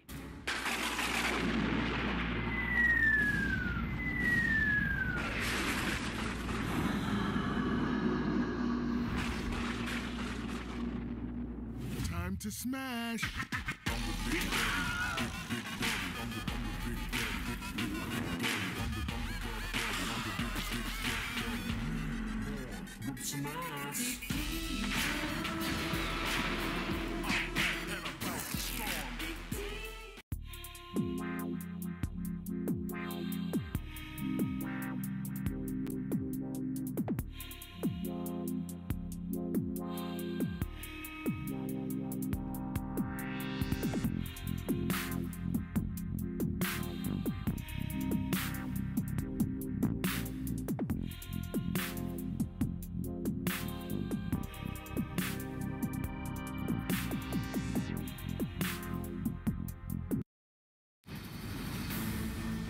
Here we are at Amazon's Mobile Masters 2018. You can see us here in Seattle. The stadiums are there, but the Seahawks and Mariners aren't playing this weekend. It's our esports stars instead as we continue with the World of Tanks Blitz action that has been kicking off here. We have 2 full best of 5s to go before we will name our champion and see who will take the lion's share of $20,000. Now let's jump on into our next matchup. We were talking about it just before the break. Malice versus Cry About It. Let's start off by talking about Cry About It, our North American squad that just coming off the back of a pretty heavy defeat there, but they're going up against Malice. Malice managed to take out C4 3-2 earlier on in the day in that lower bracket. We'll have to see who is going to be able to take the best of this series and what a series this one should be. Cry About It now need to kind of get back on the horse. It's not about how hard you can hit. It's about how hard you can get hit and get back up. Exactly. And we're looking at an all NA game now, aren't we? Yeah, all NA. And all NA. These clans are very close related. You can bet your ass that they've been training together a lot. They're both NA. They both work together. It will be very interesting to see, because we had in Europe at some point we had like Legion versus Legion underscore, and that made for very still but interesting gameplay because they knew each other so well. They know each other's tactics. Yeah, it's about reading which of the tactics they're going to go with and then employing your counter strategy, because these guys, they'll have been scrimming before the tournament. They'll have been getting ready together, working together to try and beat the other regions. But then if you do that, if you prepare well, you're inevitably going to fight each other at some point. Yeah. So at the back of their mind during all of that, they do see each other as opponents. So it's going to be an interesting one to see how this one will pan out. We've also got to wonder, if they know each other's playstyle, are they going to have to throw something a little bit different or spicy in the mix to throw the other one off? That is going to be one of the big questions here, is what special strategies do they have in line? Have they been holding things back during those practice sessions and keeping them for the stage mode? Well, you can see serious faces all around. Let's take a look at our one more team stats as we move on into this matchup between these two teams. We'll have to see who the stats are favoring. So far, the stats haven't been the reason for these victories. But when you look at these two teams, they're actually very, very close numbers. They help. Very little in between these. Yeah. I think we're going to see some very hesitant at first battles, followed by some very, very aggressive out there gameplay. Yeah. All the way out there. games, hopefully. That's what I'm hoping to see. That's what I want to see from these two NA games. It's about time that we start to get ready for this game, I think. It's about time that we take a look at these players, cry about it, going up against Malice. And this isn't just about each of these individual teams. It's about the right to represent your region on home turf. Whoever moves forward into the final will be representing North America, going up against the European squad ready to kill in the final. We'll have to see who's going to be the chosen team to move on forward. Let's take a look at our two squads coming on into this one. As Cry About It, also known as Pramo, going up against Malice. We'll be able to take a look at them in a couple of minutes' time, I'm sure. But this is definitely going to be an interesting matchup. As we've been talking about, they've practiced together. They know each other incredibly well as teams. But we've seen slightly different things to what we were expecting coming into this tournament. I mean, so you have to wonder whether they've prepared for the gameplay that has been shown on stage here. Yeah, the other thing you need to consider is Pramo have previously beaten Malice because that's how they got here. yeah. So they know each other, these teams do, and they've previously dealt with each other. So if Pramo beat them previously, have Malice learned from that, focused on what they're doing, and then change their gameplay. If so, it's in Malice's favor because they've been beaten by them already. They just have to watch that, focus it back, and that's it. Yeah. So far, Malice has definitely been surprising the way that they've just basically got hold of the game so far. Yeah. Malice have seriously impressed me in this. Yeah, exactly. Really, really impressed me. My favorite game so far is that one game. That one game. You know exactly what I'm on about, where it's on like 980 capture points. And they just drive into the gaps And to they keep drive points. into both the capture points to stop it going up. That, to me, was one of the highlights of this entire thing. But that's such ingenuity, basically. Yeah. Because pretty much no one thinks of that. That's nothing, you can't train for that. That is No. on-the-spot thinking. Exactly. And instincts, isn't it? Yeah, but it's not even just that, it's the teamwork. So they could structure and organize, you're the fastest, you get to A, we're going to B. Yeah. And then we'll try and catch you. So that is just... And another thing is, Malice, they're the guys that knocked C4 out of the tournament, right? C4 were going with these... I mean, let's bear in mind, feel good. C4's first victory of the entire tournament, the first game victory they had was just group of 7, push down the middle of the map, take some fights. Malice are the guys that took them out of the tournament. Yeah. Maybe we could see something very aggressive out of Malice. Maybe go for a different strategy here. You can see Scumbag Juju there coming from Kansas City. He's going to be looking for the T3485 Rudy. We'll see whether he does go for that. We have seen some interesting tanks across the course of the tournament so far. Not necessarily just kind of what you would expect to be the meta. We have seen some player flair coming on through. Is there anything that you've not seen from these players that you would like to see, that you'd expect to see here?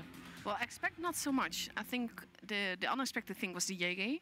Yeah, the other things Jägeroo. that we've seen are pretty much things that you expect, because those are in a team the strongest tanks together right now, and depending on the map, you can either make them work or not. Yeah, they're consistent. Yeah. I'm just trying to think what I would like to see. What I'd like to see, it probably won't ever be there. But it's only because it's only just in the last few days come back in, and that's the E50M. Yeah, I'm surprised we've not seen the Chieftain MK6, to be honest. Yeah. Because that thing that's is a good so point. strong. Yeah, but no, I would like to see an E50M in here. Now, an E50M has recently been buffed with 8 degrees of gun depression. That's going to be awesome. I think it's an extra half a round per minute rate of fire.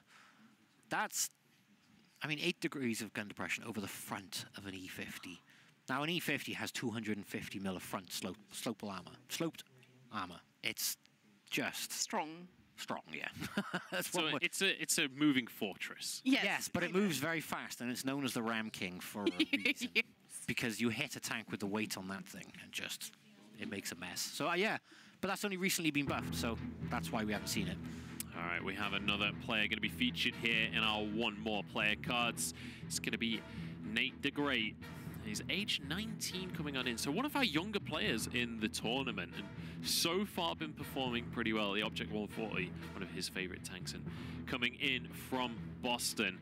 We'll have to see whether he can keep the performance that we've seen coming on through here. As bear in mind, we are in the lower bracket as well. So all of these players that you're seeing on the screens, all of these faces of kind of seriousness and preparation, that's because this is potentially their last best of 5 unless they take the victory right now. So much pressure. Everything is on the line, just theoretically 3 games away from the final, but you could also be 3 games away from defeat. Yeah. Well, for the NA server, the other thing then is this is where Malice could reclaim back the NA title from them. Yeah. Yeah. Because and all of the fans as well, bear in mind. Whoever wins out this one, all of the North American fans are going to rally behind that team. Yeah. Pray for the victory over Europe. We'll have to see later on in the day after this series. But you're absolutely right. Trying to retake the American title. Who is going to be the strongest North American team? oh, we're going to have to find out. Someone's having some trouble.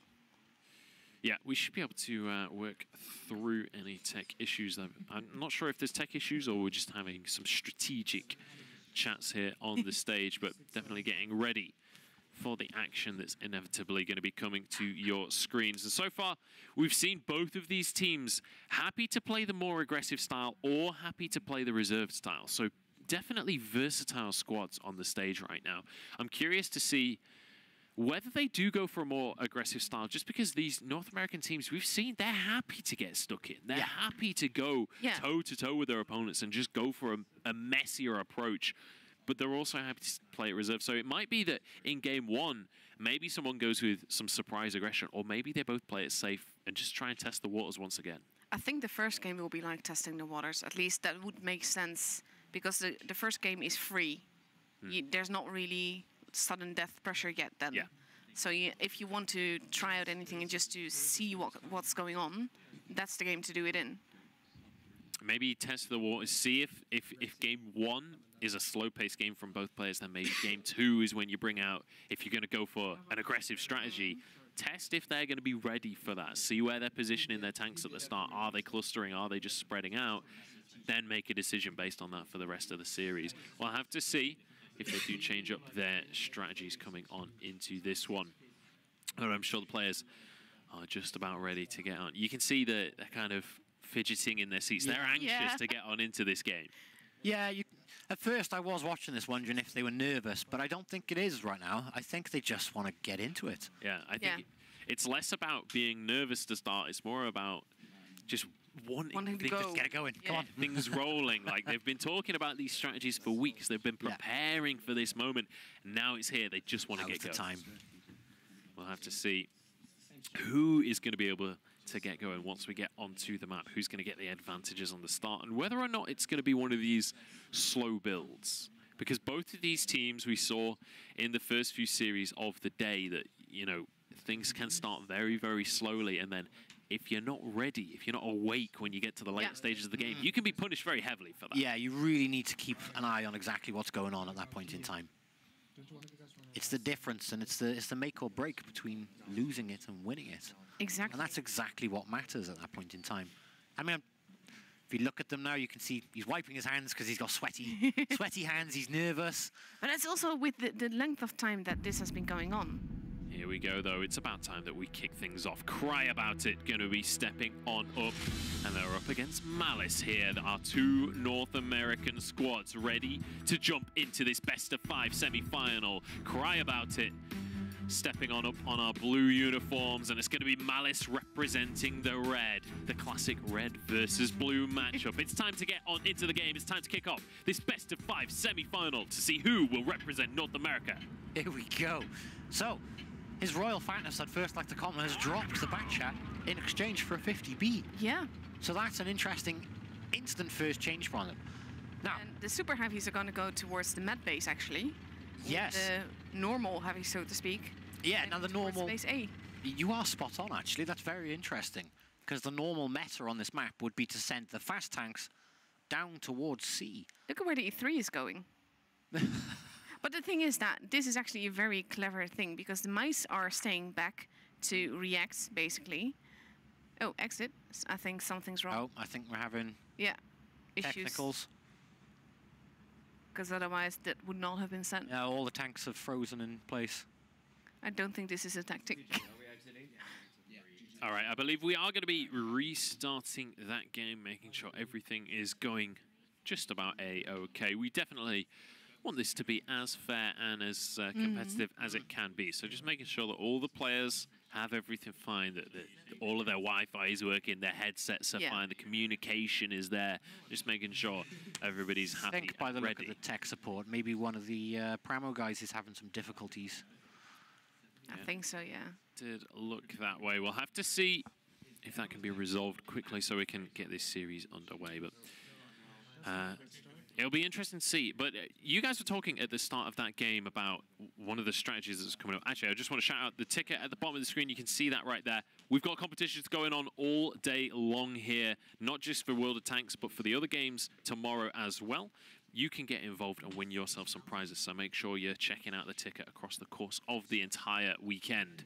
But let's talk a little bit about what was happening in that game, because you were talking about the positioning on the map versus what is expected. Talk to me a little bit about that. You have these 3 bases, and your C is pretty open but with a lot of hills around it. That's generally the med base, because you can get a tank in there fast, cap it, and then move into the hills and get shots in. But for the same reason, it's also a really good idea to send a super heavy there. Because of those hills, they make the troll armor of a super heavy tank even more troll, and they can keep C from getting capped. So I understand why they would do that, but at the same time, I like the C side better than the A side, because it's easier to dominate 2 bases from that side. So would you describe it as a more defensive strategy as opposed to, instead of trying to go for the cap, you're trying to defend and to stop your opponent game? That being said, it almost looked like Pramo were attempting to do the same thing. Yeah. I mean, they sent an E3. Now, an E3 is very well known for being a rock. As long as you can hide, I can't describe it anyway. Yeah. It's a rock.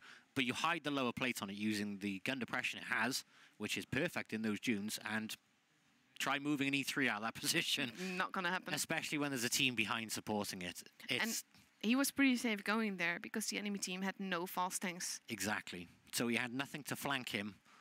So what we would have seen there potentially is the super heavies just getting bullied by an E3 at range. That's pretty much what we would have seen. Holding position, and there's nothing you can do to uproot him. Exactly. Let's take a look at our Amazon Fire bracket and kind of recap where we are here today, where we've come from. We started everything off with Ready to Kill up against Malice. That went to the full 5 games, but Ready to Kill managed to take it in the end. We then saw Cry About It going up against C4. C4 being the Russian team that everyone was touting as tournament favorites. Cry About It managed to take the series once again. Full 5 games on that one. But C4 was knocked down into the bottom bracket. Oh, in fact, no, it was 4 games in the second game, sorry. But Malice then managed to take out C4, moving forward in the lower bracket. And that means that we are now here. Cry About It up against Malice, because Cry About It obviously knocked out by Ready to Kill. We're in the lower bracket. We're in the semi-final. This is the last match before our grand final later today. And both these teams are wanting to represent North America. They're now on stage just getting ready for the matchup and making sure everything is working perfectly before we kick things off. But so far, we've seen basically defensive strategies. We started a game. It's going to be reset, but that gave us a little insight into where these players' heads are at, because like you were saying before, very defensive start to things, but with a reset, maybe they changed that up. Maybe I don't this think is so. an opportunity. None of the tanks were spotted yet, so there's no reason for them to change what they were doing. It's only the overview which we saw. Yeah. You guys saw. We have God mode. But what we basically saw was Malice with the ability of actually being open up on the town, or even given the ability to flank all the way around. Because those tanks were quite fast, so they could cap a base and work their way around quite quickly. And then you have a pincer. Exactly, and then you have, as long as those heavy tanks could sustain the damage they receive from the tanks on the other side. So early days on that one, I would have put it in the favor of Malice. But to be honest, Malice has also been the most surprising one, tactics-wise and reactionary-wise so far. Yeah, no, I actually agree with that. Their reaction skills have been second to none. Yeah. And it's the on-the-spot thinking which I think has actually saved them. Yeah. Yeah, absolutely. And that's the story, not even just in World of Tank Blitz, but across so many different esports. So much is about how you react in situations, how calm you can stay in those situations, and the in-game leading as well. Like when someone makes a call, if the whole team follows that call, instantly instead of messing around. No kind of discord within the group. You just go for that play. That's exactly what we've been seeing out of Malice, and that's why they have come all the way through the lower bracket and managed to defeat these teams to get to where they are today. Exactly. So we'll have to see if they can keep that one going. But we do have an interview standing by. So I'm going to pass it over to G Fuel interview with Tonya, as we've got one of the ready-to-kill players on by. Thank you, Joy. So here with me I have Nikita, right? Yeah, my name is Nikita Beza, if you don't know. So tell us how you joined the R2K team. When was that? And when you actually started to play Blitz, when was that? Well, I started off Blitz as the first day it came out in 2014. I joined R2K actually over 1 year ago, but it didn't work well. So I joined First Alliance, and we managed to get to the second place in online finals. Then I joined R2K back as well, but I decided to go back to First Alliance, since it was the team we managed to get to almost to Twister Cup offlines, as we was just 1 point off winning it. And then I decided to join R2K as I saw that it didn't go well in our First Alliance. Yeah, and this time it seems to be successful, right? Yeah, it's very successful, and I'm very happy about it. And I know that many members of your team, they live all over Europe, right? Yeah. So do you use some kind of like game language, or how do you communicate? Well, it's pretty obvious that we all talk in English, and pretty much that's it. Obviously, some players do use some words that we have no idea of, but... Yeah. Okay, so thank you, and let's come back to the matches and see what's going on there. Thanks. All right, the players are on stage and they are ready to get on into this match. Without further ado, let's kick things off here. It's Malice up against Cryby, our lower bracket semi-final. Let's see who will win the North American representatives. Okay, here we go. They're going with exactly the same tactic. Thing, yeah. So let's see how it would have actually panned out. And if Pramo are actually doing exactly the same thing. Yeah, no. No, they're sending their map there now. Yeah, they're sending an STB down, which is very, very handy, because that's going to spot up some very poorly camouflaged mouse and IS-4s. He's almost at the spot that I love to use on this map, but he's not going for it. But look, Scumbag Juju, Raikkonen, and his Royal Fatness, they are waiting for tanks to be spotted. And as soon as enough tanks have been spotted, they're going to go for A. Yeah, you they have can see them waiting. There. You can see by the E3 and the IS-4 being spotted there that you know they're going to be there. Look at them. They're moving into A straight away now. But that's it. At the same time, though, look, Malice have moved straight into C. But Malice has the advantage because they started to cap earlier. They have. And the mice have not. But look how many tanks are in A. Yeah. So that may help them seal it exactly the same time. No, just ahead. I don't think they have the crew skill. I don't think they have the super fast caps crew skill. No, it'll still more caps, more tanks in, more still cap. It just increases the percentage difference on the crew skill, that's all. But as it stands, they both have a cap each, which quite simply... Basically... You're in a stalemate. Yeah. Now, that being said, Pramo has a slight advantage. They get their points slightly earlier than... a smidge. Yeah. But Malice lost some hit points on their IS-4 there. Yeah. I mean... That's a fair chunk very early on. But this is where we're going to see some stagnant gameplay, I think. Yeah, now they're like, okay, what are they going to do? Yeah. What can we do? How can we pull it back? They neither can go for B, because then they're going to get shot from a lot, basically. Yeah. Yu is motivated to the back to make sure they're not getting flanked, but at the same time, Malice isn't flanking. Yeah, Scumbag Juju also down here on the bottom left. This is a bit of at a loss at where to go. Oh. We've got some in B. Malice are going for it. They're going in B. Are they going to get it? That's the key thing. Well, they can troll for it. That's the thing. They have two tanks there, so that makes it a lot harder. Because they're only shooting the one IS-4. Very well done by Malice. Yeah, bravo. As long as they... Yeah, look, he's blocking him now, look. Yeah. Bravo. That is teamwork. He's covering him to keep the hit points. And as long as he can keep him covered... Look at the HP of the mouse going down. Yeah, that mouse is getting some serious pain. But look at Scumbag Juju. He's gonna reset B. No, he can't. And now they just need to pull back behind the buildings, and they're safe. They just need to wait. But look at the push by the AMXs. Yep, 250Bs on the back of that fifth. Wow, oh, look at that STV1. That is Can't call it anything else. Massive difference in... Wow. The problem is now they're on a reload. Yes, but there's no tanks near enough to actually make them pay for it. No, they can't make them pay for it, but it doesn't matter how much damage you can outlay in that short space. Unless you can get close to that E3, you will not dislodge that E3 from that position. Oh, and there goes the second one. Yep. Now it looks like... Very well done by Pramo. Just fantastic. The pincer movement, the holding. Yeah, but it's fantastic capping by Malice, but they needed to get back into strong positions very quickly. And now, Malice is losing HP very quickly now. E3, look at the damage on that E3. Because he's getting shot by multiple positions, he's about to go.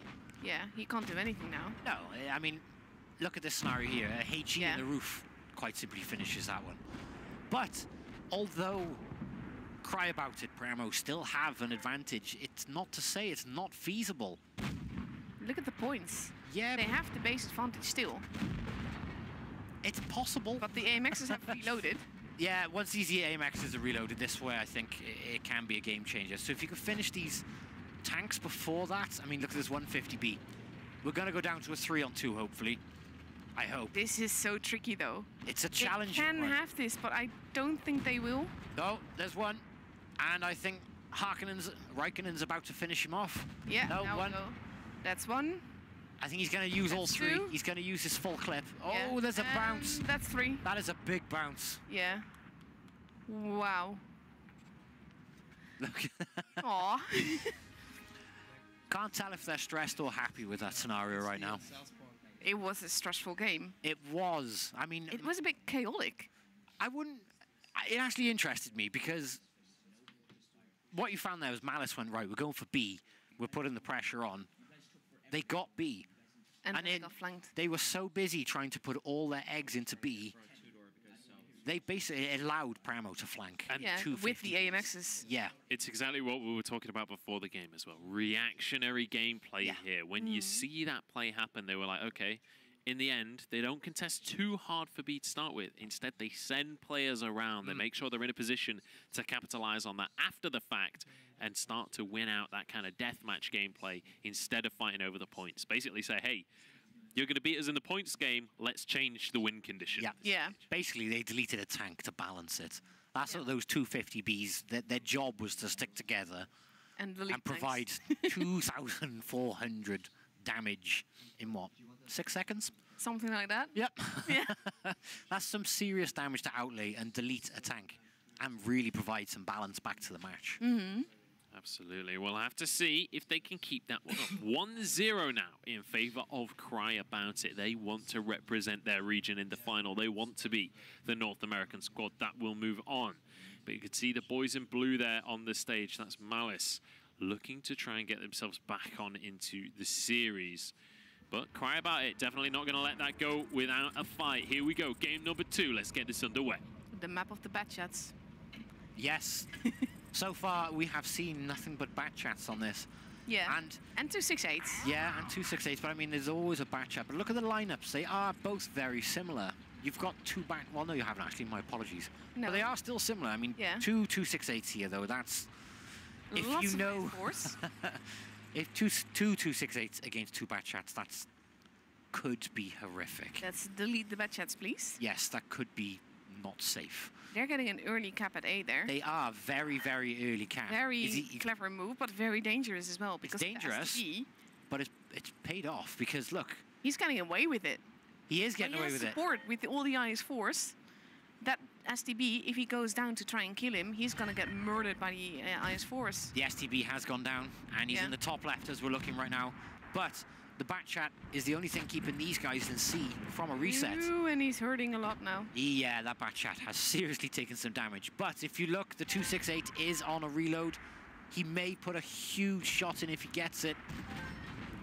He fired, didn't see any hit points, which means he had a miss. Yeah. Which is a bit of a shame. But, see? Pramo now has 2 base advantage. Pressure is all on Malice in this one corner of the map. Yeah, and that's tricky because generally the positioning that they have right now is not something I'm a fan of. No, and it's not just that. There's multiple ways in which Pramo can now come and attack these guys. Mm-hmm. And they seriously need to get out of this tricky spot. Being stuck in one corner of the map is not a healthy place to be in. but they're remaining to be stuck. They're allowing themselves to be stuck there. Yeah, I mean, ideally you can see the bat chat working his way around the side.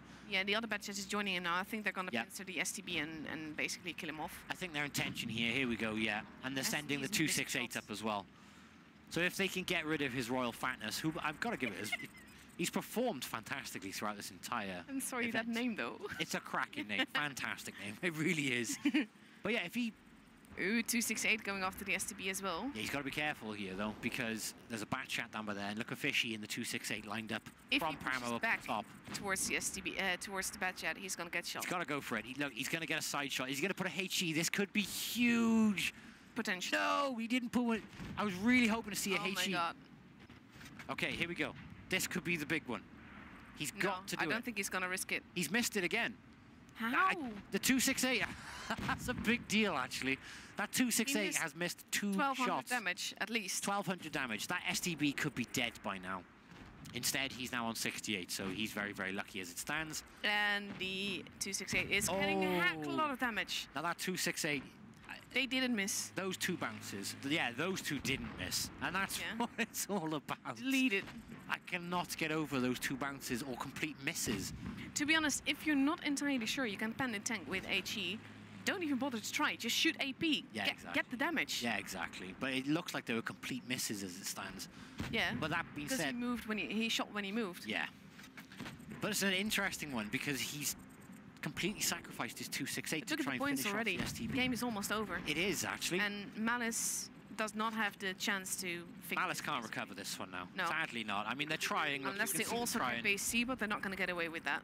All 3 of them are in there, which does help to rack it up that little bit quicker. Yes, but is they're- it going to be enough? No. It's not, is it? They have too many one-shots. There's a tank on 9 HP. 9. No, sadly, And unless there's they no... drive into C, it's not going to happen. Now, they have managed to get something back. They need a kill, and they Yeah, can't now lose. it's over. Yeah, that's it. Yeah. Fishy's in a fantastic spot with that Yeah. 268. Well, they, For both that were, they were circumstance. focus firing together. They were doing brilliant at that, and that is shown in the damage. Wow. Both of them up there, top of damage in those 268s. Even though they were pretty much camping, they were getting the shots Yeah. in and the damage done. But they were camping where they needed to be. And I can't believe the luck on that STB. Now, that was enough damage to kill him. That's going to be like, I'm going to Easily. die, I'm going to die. Oh, wait, oh, not. No, no, I live. No, I'm going to die, I'm going to die. No, wait, again. And I think one of the more important things as well was he rolls around that corner and suddenly the rest of his team Yeah. has just a firing line to protect him at that point. And obviously got pretty lucky that those shots didn't connect, but played the situation well due to that. And now we're in a 2-0 situation. Yeah. In this. Pressure is on. Yeah, this could be, if it goes the same way as the first 2 have, this could be the last game that Malice get to play here at Amazon's Mobile Masters 2018. Cry About It are looking to push themselves into the final. They want to represent North America in our grand final against Ready to Kill. We'll see if they get that opportunity, if they can just clinch one singular game here. It's just the one. I think it's also just the whole pressure on Malice with this, with the close relationship that these 2 clans have, with the fact that they're from the same server. Everything together just puts it on extra. And I think that might have been breaking them apart. Yeah. No, I think you're right there. And the fact they've beat them multiple times to get to this stage. Yeah. That's a lot of pressure. I mean, like I said, it's again, the same with R2K. I think this is the first time Pincer have been to this stage. Mm-hmm. So, for that reason... Yeah. Pressure's on. It certainly is, and especially when you're 2-0 down. But we'll see. Some pressure creates diamonds, right? We'll have to see if they can bring something magical out. A reverse sweep in the lower bracket final. That would be a sight to behold. Malice are not done yet. They're still alive, and they still have the opportunity to come swinging back. But you have to say, Cry About It have been looking fantastic in this series so far. And now that it's back into this slower... strategic play about the bases, about holding your points, this seems to be when Don't Cry About It really come into their own. Yeah, it is. It is, and it's that pressure. It's the finding that weakness we mentioned earlier. They're brilliant at it. They have their plans, they stick to it, and then when they see something, they will then pick apart. Exactly. And that's fantastic. Yeah, I mean, I think Game 1 was a perfect showcase of that exactly as well. Yes. Because they saw the situation read it like an open book, and then they were like, okay, we've done this. It's just like the simulations. Like, we've seen this situation before. This is how we react to it. And won the game off the back of a beautiful counterplay. And the question is, can they keep that consistency now? Can they do that on every map? Can they do that with all tank loadouts? And how deep is their playbook is basically my question for Don't Cry About It. And can they do that now for one more game to guarantee themselves the finals? Yeah. Let's find out. Here we go. Oh, this is a map we've not yet had so today. We have not had this map, and I was expecting a grill at least on this map, but everything seems to be going in favor of the E3 nowadays. Well, that ended 268, because 268 is just so mobile. It's consistent. That's what it's all about. This tank is consistent. So, now, his Royal Fatness is not going towards C, back in his you'd trusted say. bat chat. Say again? He's back in his trusted And he bat is chat. back in his trusted bat chat. I mean, he's looking down to spot A, and in the interim, you can see Raikkonen is making his way towards C. And he's actually going towards the island. Did you see where the client sits bat chat? How did he went up? Say that again. The client sits bat chat went up the hill on the C side. He has an overview over C now. Yes. Without going around the corner. Without wasting your time going around the corner. Yeah. You've got to hit that with perfect speed and position to get up there. Nice. So yeah, bravo to him for that. But look, the STB's been spotted and is probably wondering why. Sorry. Yeah. Yeah. That was an HE shot. I don't understand why you would shoot an IS-4 with HE, to be honest. Who shot that one? I'm not sure, but I think it was Dogogeddon. Ah. It's an interesting choice. There must have been a reason for them thinking that at that point in time. But as it stands, I mean,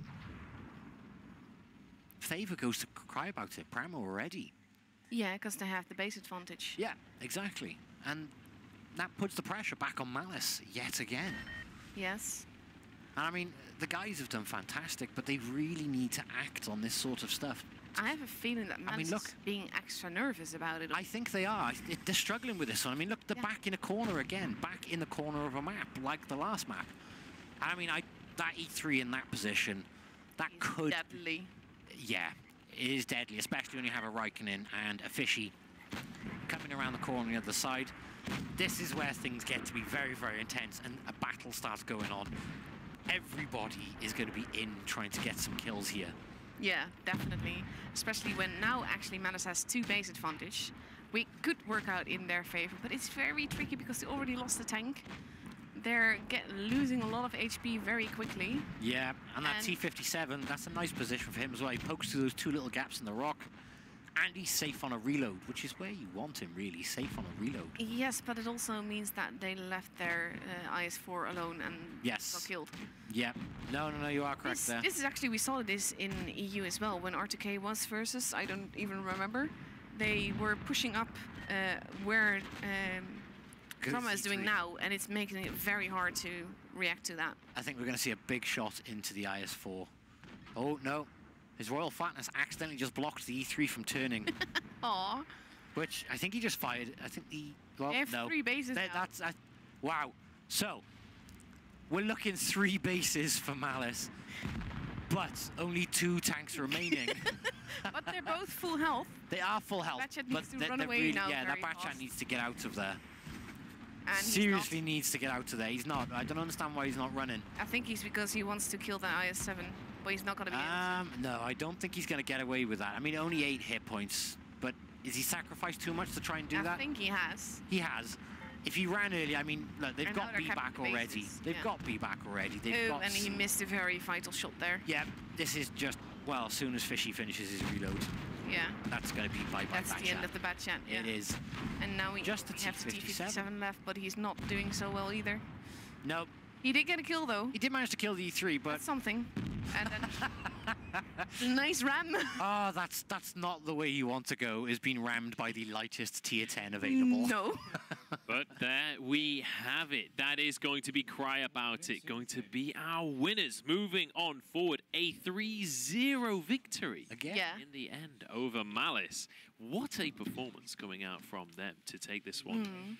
Malice, they had a good run here at the tournament. They did a very good job. Let's take a look at our Amazon Fire bracket at the end of that series.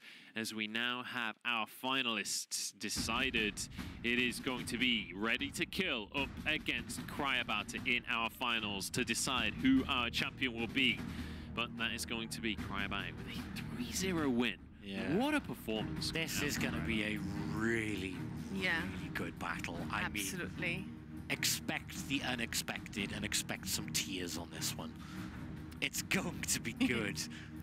Yeah, and all in the name of who's going to get the lion's share of that $20,000 that is on the line. Ready to Kill have been looking fantastic across the course of this tournament, but with a performance like that coming out from the American side, you know, we were saying going through the lower bracket, playing more games, maybe that's a disadvantage, but honestly, that feels like they're just warming into it more. It feels like they're going to be ready to go into this. Pros and cons either way. Exactly. Yeah. Let's take a look at our Razer Phone replays of that series. And similarly to the series before, this is going to feel a little bit like a montage coming on through just because Cry About It had such a convincing performance here. But yeah, we'll be able to see how these games panned out. Talk me through some of these highlight moments here. Well, this is just Primo wrapping things up. Can't really say anything. I mean, I think Malice tried too much on the caps here. I mean, too much. If that bad chat didn't miss that first shot of that, the STB would have been dead. He would have had a fighting chance. He would have, but alas, a little bit too late. And it's 3-0. Yeah. Have it. Our one more results page right there. 3-0 in favor of Cry About It. 1 via points and 2 via kills. And well, that means that we're now in a very interesting position because Cry About It got 3-0'd by R2K, but then do a similar performance to what R2K did against Malice. They take that 3-0 victory. So we've had 2 very quick upper and lower bracket finals. Yeah. Will the finals be quick is the question. That's what we're going to be moving on into now. It's about time that we take a look at our final matchup here. It's R2K against Cry About It for our grand finals. And what a grand finals this is looking to be. A full best of 5. I wouldn't be surprised if this goes to the full 5 games, honestly. Ready to Kill, going to be there representing Europe. I think this is going to be a shocker if we don't go to 5. I really hope they do get to 5. I'm hoping for 5. Here we go. They're going to be up against the likes of Cry About It. This is a team that they've had inconsistent performances across the course of today, honestly. Their games earlier against Ready to Kill, they didn't feel like they were really present. They didn't feel like they were able to do what they wanted. So I have Nick here with me right now.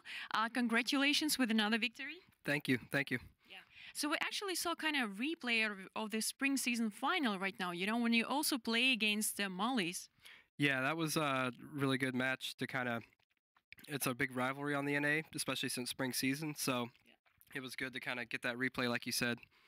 How do you think has Mollies improved their skills, improved their the way they play? Absolutely. Their teamwork's been really good this tournament from what we've seen. Ours just happened to be better that game. So kudos to them, though, on a well-played game. And now you're also going to play against Ready to Kill, who you already actually played the round before.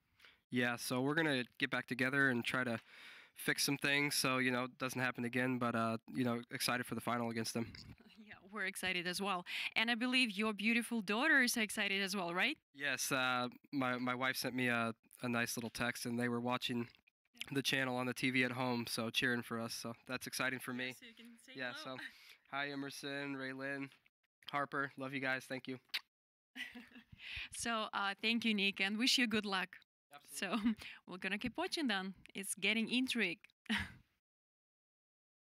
It certainly is getting intriguing. It's good to have the support of the family at home there, watching the stream, or watching them move on into the finals now. It's going to be Ready to Kill against Don't Cry About It, and we'll see who has the most support. EU versus North America as well. 2 different servers pitted against each other. I'm excited to see how this one's going to pan out, and I'm excited to see how Cry About It changed their strategy coming into this. Yeah. Because we've already seen this matchup once, It wasn't pretty for the North American side.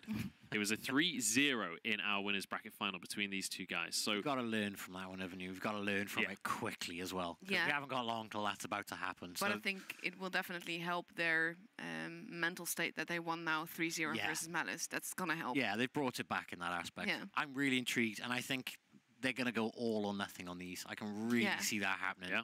I mean, they have to. It is all or nothing. Yeah, there is no other option at this stage. Let's take a look at our one more team stats coming on into this game.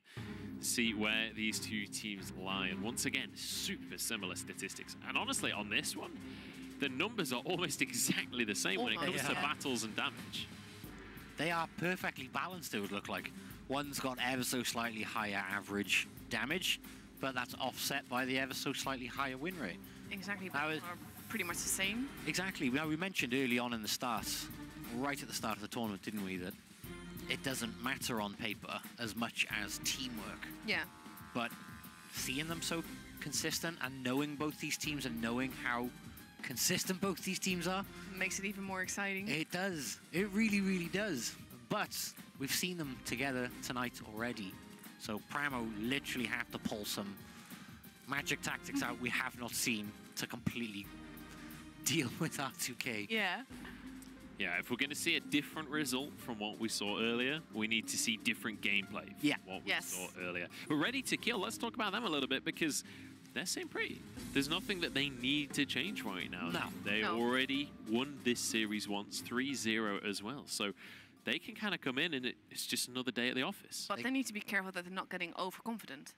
Yeah, but that's, like I said before, their strength to take every match at face value, not think about anything that's happened before. They've got to be feeling confident, though. They've done a 3-0 on them so far. Yeah, but if they need to let that go for these matches. No, otherwise I it do can agree. ruin them completely for them. No, I do agree. But you can't help but wonder if they're sitting there going, guys, we've done it once. Just do the same thing. Yeah. Keep the recipe. Rinse and repeat at this the point. recipe We'll have to works. Don't see. change it. Let's take a look at one of our one more player boards here for Nikita, or Vice, as he's going to be called in-game. Age 17, we saw him in an interview earlier. He's come here from Cyprus.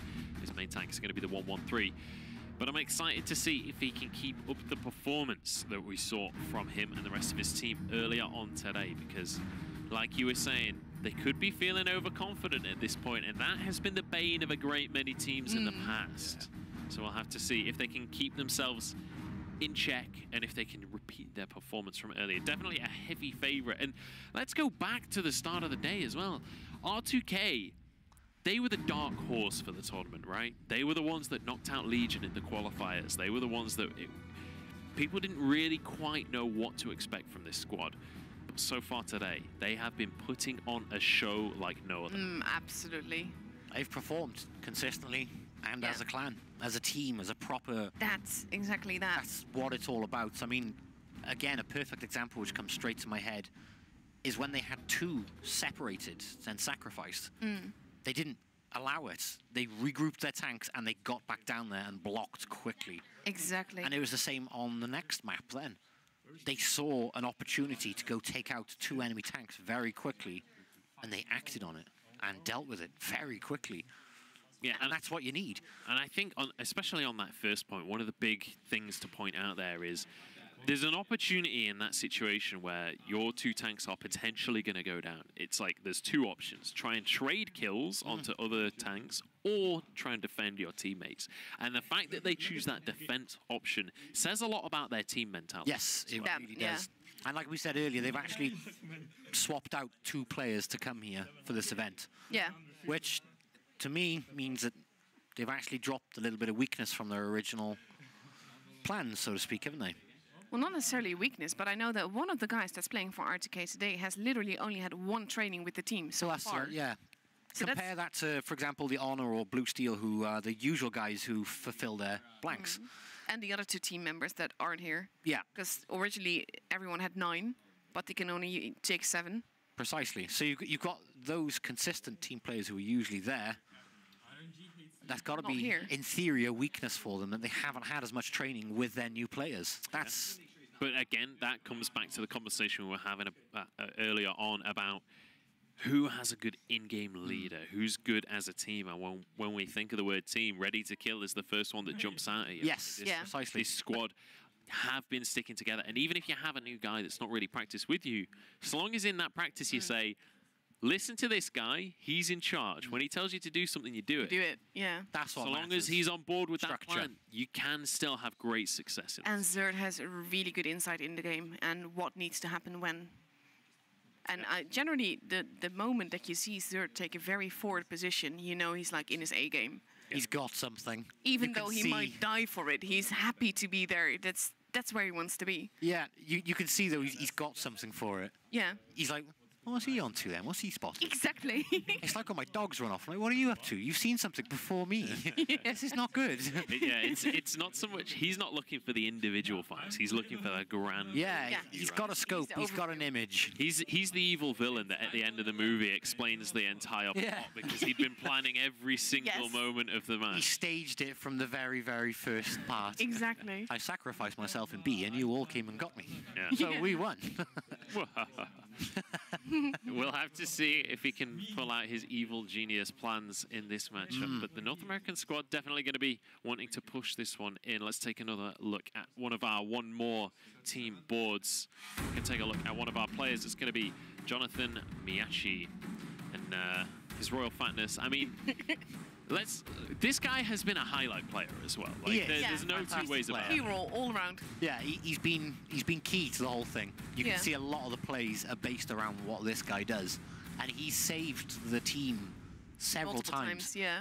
And his username stands out quite well. His username is excellent in itself, but also the moment when he came in and they were kind of having that 1v1, runs around the corner, dodges the bullets as it were, just survives. The rest of his team manages to kill the other tank from a distance. That was one of the highlight moments of the entire tournament to me, honestly. And just the fact that he survived that meant that they could try and win the whole game. Yeah. Yeah, no, I'm with you there. It looks like he's got a broken screen? No, I think it's just dirty. No, top left-hand side. I don't know, I might just be seeing it. It looks like, there, see? No, Oh, no, fingerprints. It's a peeling. Screen print. It's a peeling It's, screen protector. yeah. I was like, wow, that's a disadvantage if he has got that. But then I've got a lot of friends that have broken screens and still Yeah. do all right. So No, that's very true, Definitely, actually. When you're on your own equipment, as long as you're used to it, then you're all fine and They're all looking quite chilled out, though, aren't they? Yeah. This is a key thing. None of them are panicking and stressing, although they're kind of missing 2 players right now. They're just chill because the captain isn't there. Yeah. Yeah, this is their moment to relax. We are getting everybody ready for this one, but I just want to remind you guys at home what is on the line right now. This is Amazon's Mobile Masters 2018, and here in the World of Tanks Blitz tournament, there is $20,000 of prize money up for grabs. As you can see on your screens, first place is going to get 50% of the entire prize pool split between them, $10,000. Second place going to be getting 5,000. Then, as you can see, third and fourth getting descending amounts of money. But you've got to say the difference between first and second, that's a huge chunk of change. Yeah. Especially when that money's being split between you. So you want as much of that as you can possibly get. No, exactly. It's the difference between over 1,000 each and less than 1,000. Almost. Almost 1,000. Yeah. That's So we'll have to see who's going to be able to take it when we do get to these finals. There's so much on the line for these guys. And we'll see whether we can have a bit of a resurgence, well, a late resurgence coming out from Cry About It, because we've already mentioned this before. For anyone that has only just tuned in, earlier on in the day, we saw this very matchup. It was Ready to Kill that managed to take it out for themselves in convincing fashion. 3-0 scoreline at the end of that one. Can you guys give me a bit of a recap of what it was that Ready to Kill had over Cry About It? Why was it a 3-0 to them earlier The on? positioning. They got the point advantage. They then just held and basically just absorbed whatever Cry About It threw at them. And especially on the map, on the new map. Yeah. Forgot the name. Openstad. Yes. Especially on that map, they just absorbed what Cry About It threw at them so well. Pramo had no answer. Yeah, she's right. They regroup quickly. They focus very quickly, and that's where it made the difference there. It's, as I've mentioned it numerous times, but when Pramo left 2 tanks behind or let them a bit further onto the flank, R2K were able to capitalize on that. In the opposite scenario, when Pramo tried to capitalize on the 2 tanks which were left behind, They couldn't because R2K came in and supported them perfectly. R2K capitalized on that as well. Exactly, R2K capitalized on that. So you've got a difference in scenario there. I think Pramo potentially may be separating too much and not allowing themselves to regroup to support their team buddies. If you generally just look at how R2K is positioned, they are always in positions where they can react either which way. They can help either flank, and they can help whatever teammate it needs help. They're in a sort of neutral position where, depending on the opponent, they can change that strategy. That is its best scenario to describe is they're like a fan, because they spread out in a perfect way, and then they can fold back in when they need to. Yeah. All right, we'll have to see.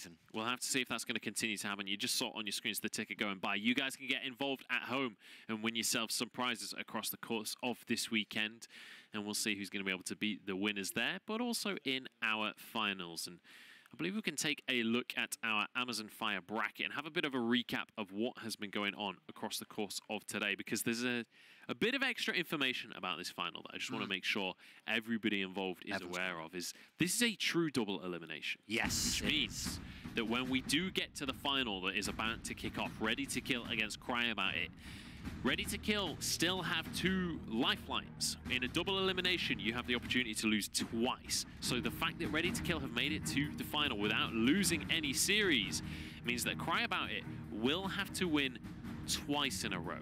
Because Ready to Kill, they've essentially got a 1-up Mushroom during the tournament, and they're ready to keep on going. So well, I mean, look at the board. They've just... Yeah. They've just gone through, haven't they? Like I said, we can't be biased, but...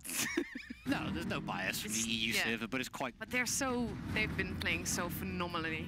They've been, I mean, both these teams, even Malice and C4, all 4 of these teams, they've played well, but in terms of a tight knitted unit, Pramo and Ready to Kill, the reason they are where they are right now is because they were knitted tighter. Yeah.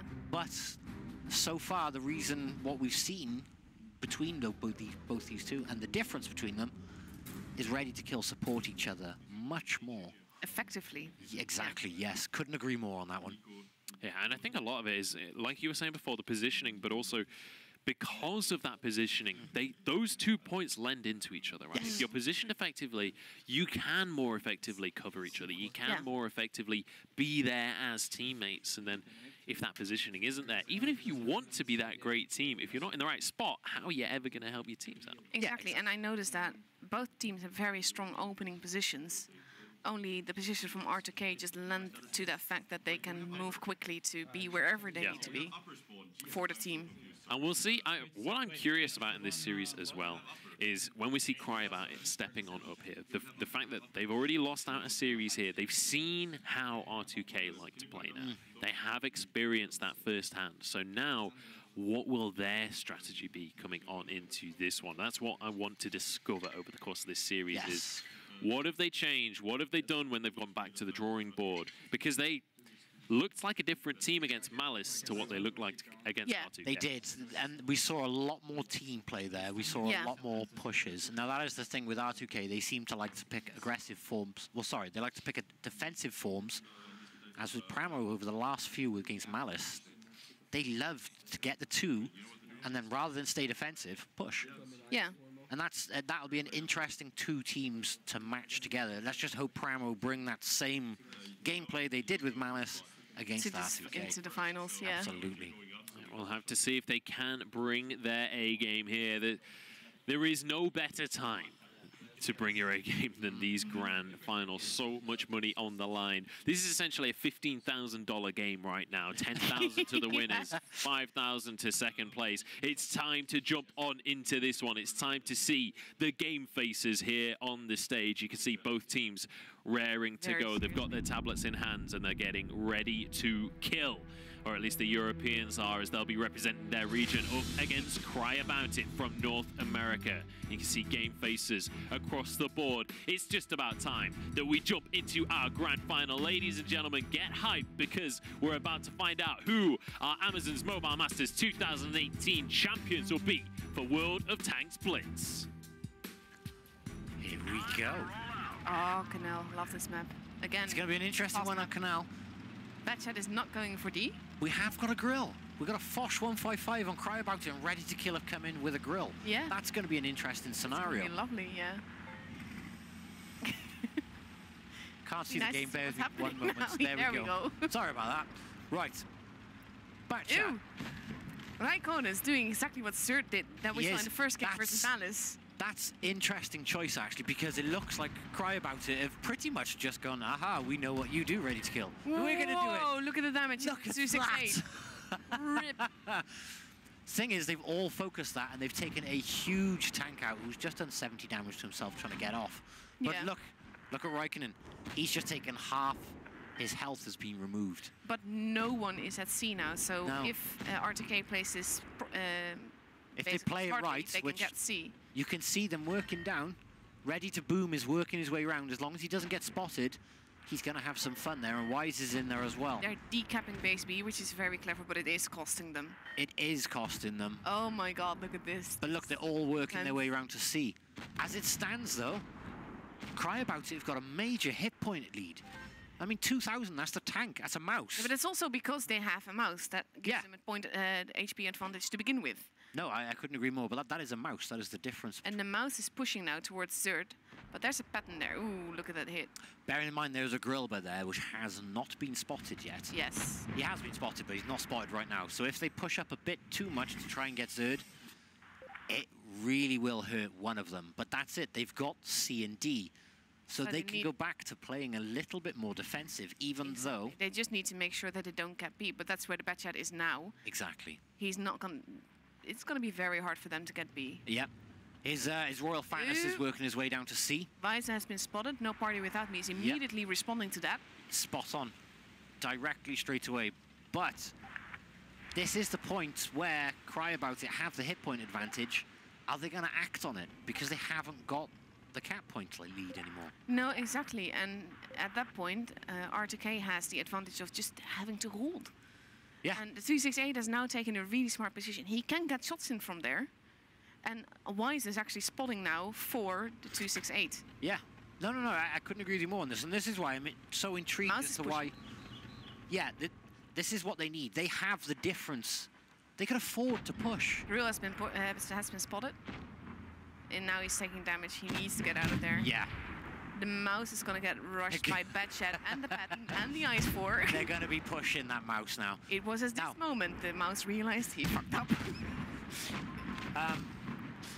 Now the mouse, that was Pramo's perfect hit point lead. Yeah. So they needed to act on that, but instead they've accidentally sacrificed their mouse. Yeah. Have they done it? Look at the Ice 4 though, he's almost dead. Yeah, but that's a big deal for that mouse. That's a big deal for Pramo. So although Pramo had the hit point lead, it's coming down quickly. They've certainly lost the gun lead. Yeah. And now they've lost the hit point lead. Oh, wow. Pramo seriously had a good advantage in this circumstance. Ooh, Patton needs to get out of there. Yeah, Patton needs out quickly because Patton's down. Yeah. They're bringing it back. But they still have the point advantage and they have the tank advantage as well. That Grill in the back really needs to jump into this game. Not even. He doesn't need to anymore. He just needs to hide. Well, no, actually, as I say all that, we're so focused on the battle which is taking place. 880, no. Yeah, they're We're there. about to go on cap points. They got this. Yep. The girl just needs to hide and they win this. Well, no, they've just lost one, and in doing so, they've lost some hit points. But all the same, it's not going to too be many enough. tanks. Yeah. His Royal Fatness, obviously, trying to reset B or trying to catch a B. I just don't think it's... not going to happen in time. No. Whoa, nice shot That is though a by the real. huge G-shot, finishing that one. Over 1,000 damage. And the first game goes to Ready to Kill. Yeah. Surprisingly, because it didn't look like that in the beginning. That was a good game. Yes. Nice way to finish off the back chat with over 1,000 hit points taken off right at the last second. But wow. I think Pramo lost their opportunity there because every time we've seen a push happen so far in this game, you lose hit points trying to make the push at first. But when you've got over 2,000 extra hit points to make the push, you can afford to make the push and sacrifice some hit points. And that's what they needed to do. Alone. But exactly. And up a corridor. Yeah, you don't push them. 4 tanks, well, at least 2 tanks that he was driving past. Yeah. 3 tanks in front of him. He walked into a trap because at that point in time, you had a mouse in the middle and then 4 tanks kind of just fell on top of it and kind of went, yeah, we're going to kill you. There goes your hit point lead. And then came the brawl. Yeah. But at that point in time, if they supported the mouse and he wasn't in that tunnel, completely different scenario. Well, the IS-7 came there to support him, but he arrived too late. Too late. Yeah. That's too late. But how was it? Well, R2K's looking very chilled out right now. Yeah. Very chilled out. This is a nice lead. Well, especially if you know you have an extra life. You can guarantee they're sitting there going, "Come on, boys, 2 more, and that's 10,000. 2 more, that's all we need." They are close to being the champions Yes. right now Yeah. of Amazon's Mobile Masters 2018. And I think one of the really interesting things about that game is it actually looked like Cryobat could have won that fight. Yes. Yeah. But even if they had, the points may not have gone that way. It looks like we're about ready to jump into game number 2 of this series. Ready to kill, 1-0 up right now. And we need to see if Cryobat can come back in the name of North America. Try and represent their region here. Game's underway. Commentators, take it away once Here we more. go. And please win. Wise is now my favourite person ever because he's driving an E50M in the They tournament. listen to you. Fantastic tank. Honestly, On this map? thing on this map as well, it will be an absolute brute. Especially if it, well, actually I say that. There's nothing really it can ram except for a WZ-113 and a Foch. Yeah, They're but both there's, very good rammers. there's no mats. He has a free cap there. Yep, he's got a free cap. He's working his way around to it. He's straight into A and they're straight into C. In the interim, Cryobat has just got themselves into D and into B at the same time. Which is his fine, Royal but Fatness. they won't have the point advantage. They won't. They've got themselves into B just that little bit too late, which is why they've just lost an ever so slight lead in terms of hit points. Or not hit points, cap points. And if you see Zerd and the one Mo, they're actually repositioning themselves. This is to interesting, react though. quickly to whoever comes from D. Yeah. One Mo is Tuku there. And he's now putting back. They're in a bit more risky scenario. Zerd and the one Mo, they look a little, they look more detached than they usually look. Yeah. Which is surprising because we're going to see if they pick up on this. Is there ready there to support them. See that? He's looking at base C. So if they push, there's 263 is going to go straight in. That way anyway. Yeah. But look. They're pulling back. Cryobat are pulling straight back. They are reworking that one straight around. Now, if they knew that the one Mo and Zerd were alone, they would have pushed them. They did, because everyone was spotted at some point. Why didn't they push them? I don't think they were all spotted at that point in time. I don't know either. But now, R2K is pulling back. There again, they're leaving 2 tanks there, together with the E50M. But they're ready to act. They're all reacting perfectly around the map. Problem you've got now is there's a lot of tanks coming around the back of Yakolev. Yeah.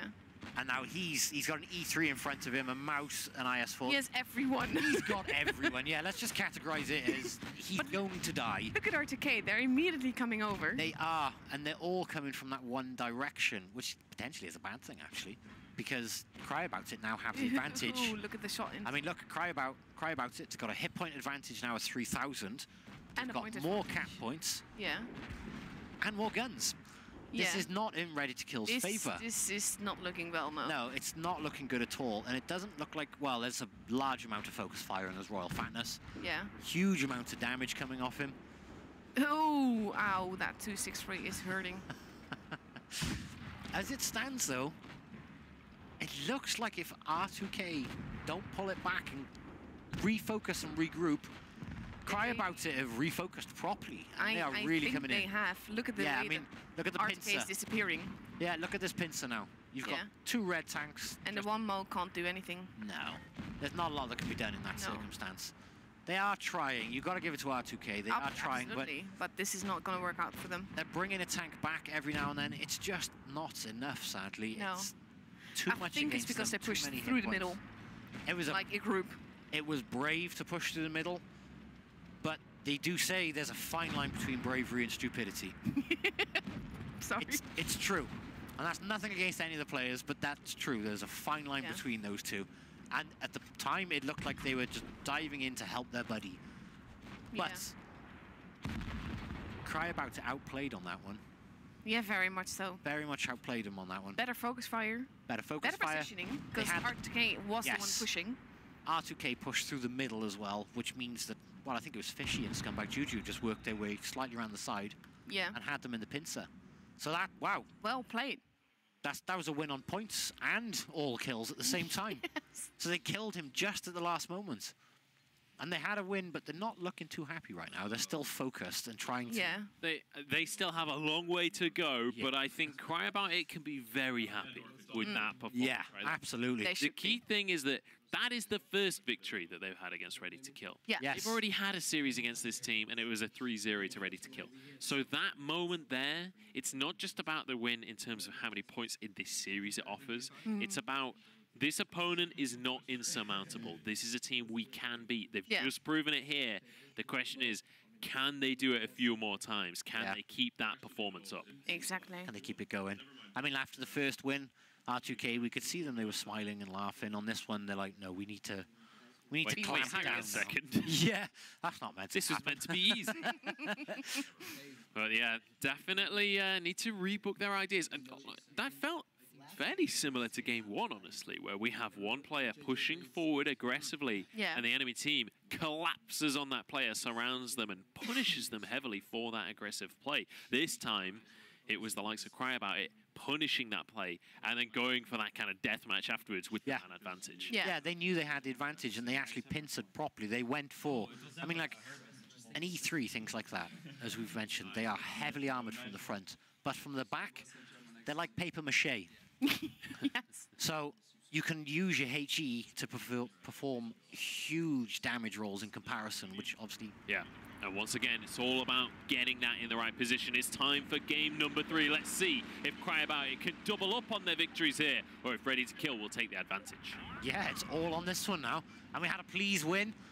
Yeah. So let's see if they do. And the back chat is not going at the middle like I thought they No, may he's going do. towards space C. Yeah. Together with the other bad chat, so that will be fun. Yeah, so there's going to be a bit of back chat on back chat action up on the top towards C. It looks like they're sending Yakolev in the 268 to spot on B. And if you can get something there early, you can get some beautiful shots across the map onto those IS-4s that are flanking. Sadly, didn't get there quick enough, though.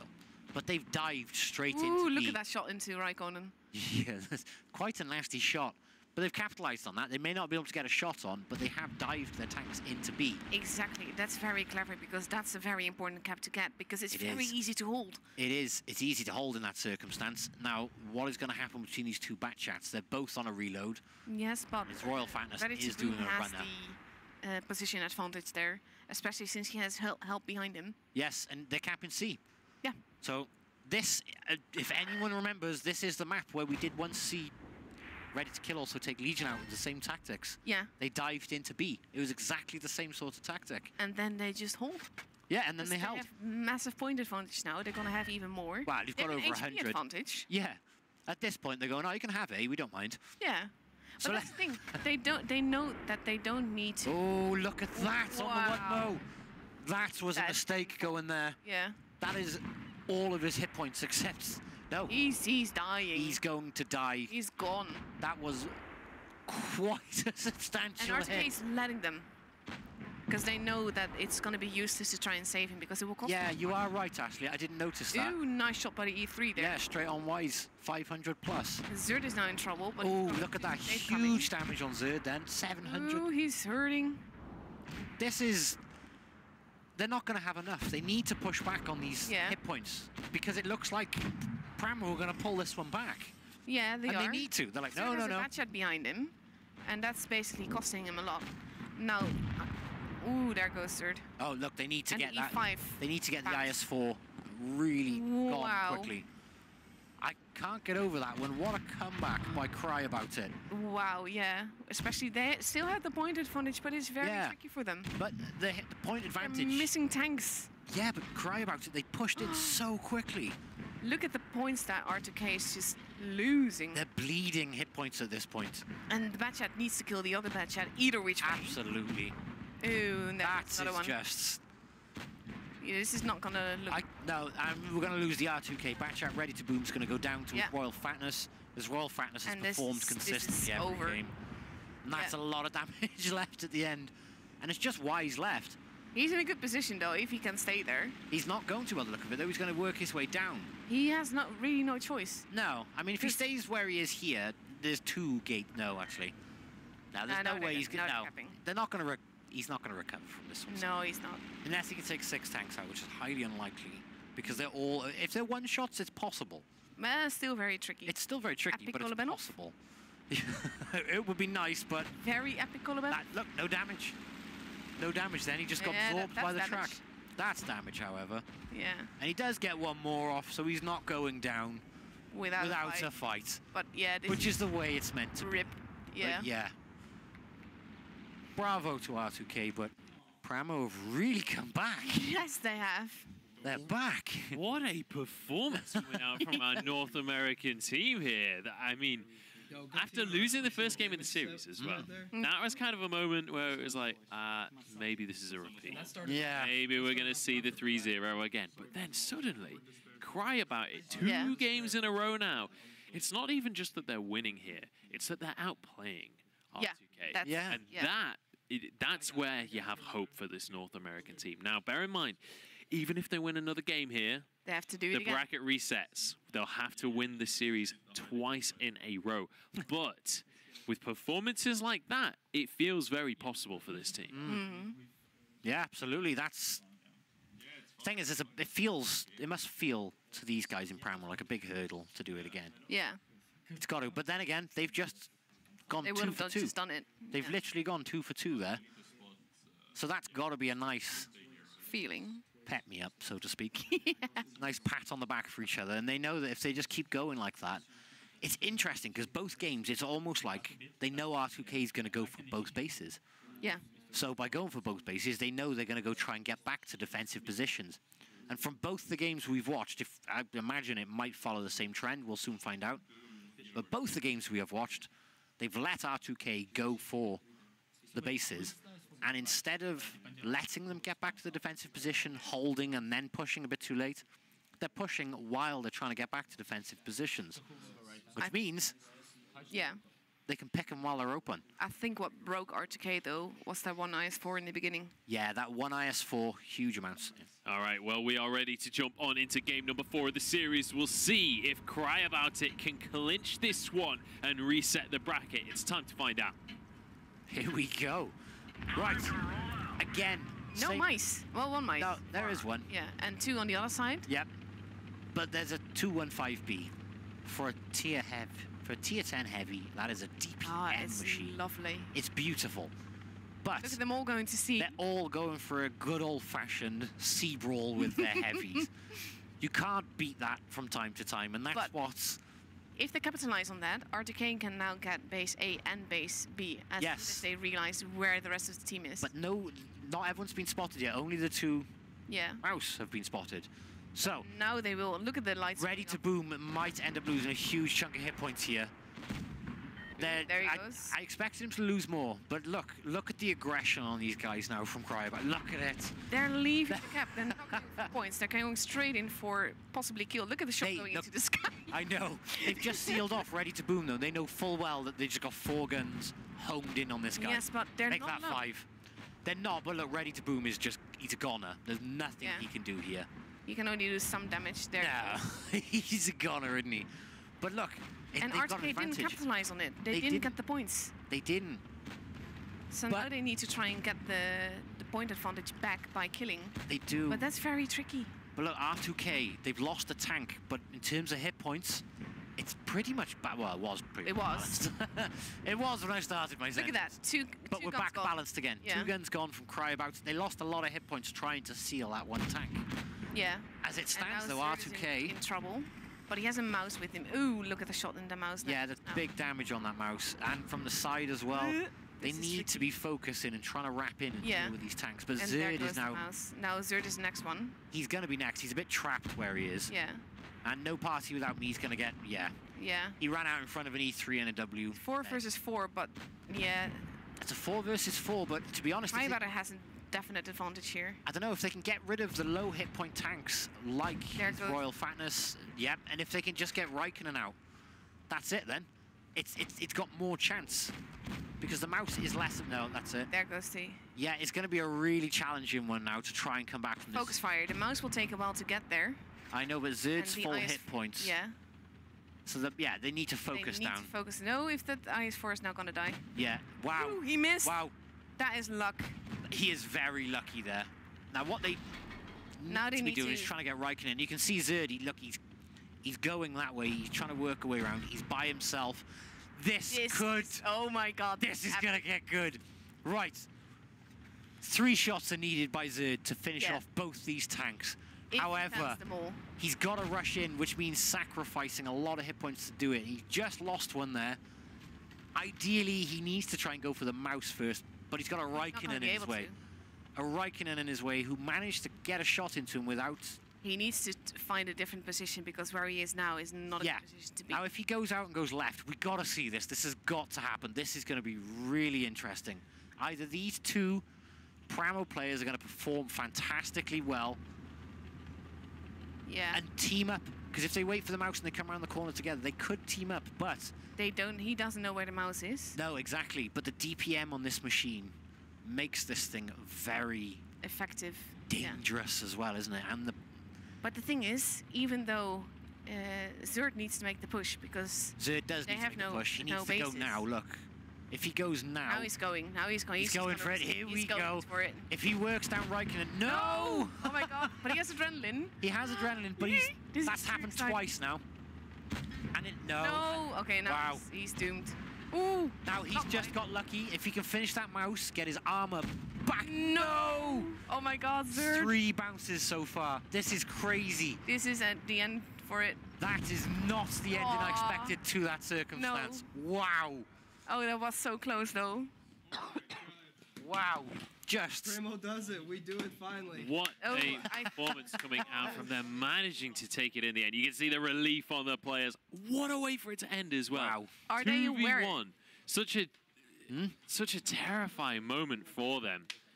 You said you liked the 113. They are going to be able to win out the 1v2 or the 2v1. You can see Zerd in the background. He's not. I mean, it happens. So unlucky though. Yeah, it's so unlucky. It happens to the best of us. It really does. But that many misses, that many bounces in quick succession on a tank that accurate and fast. All right, so apparently there is no bracket reset. We have our champions named now. So Pramo have come back. Pramo, Cry About It, have managed to go all the way through the lower bracket. They were 3-0'd by R2K. Now in that the case, bracket final.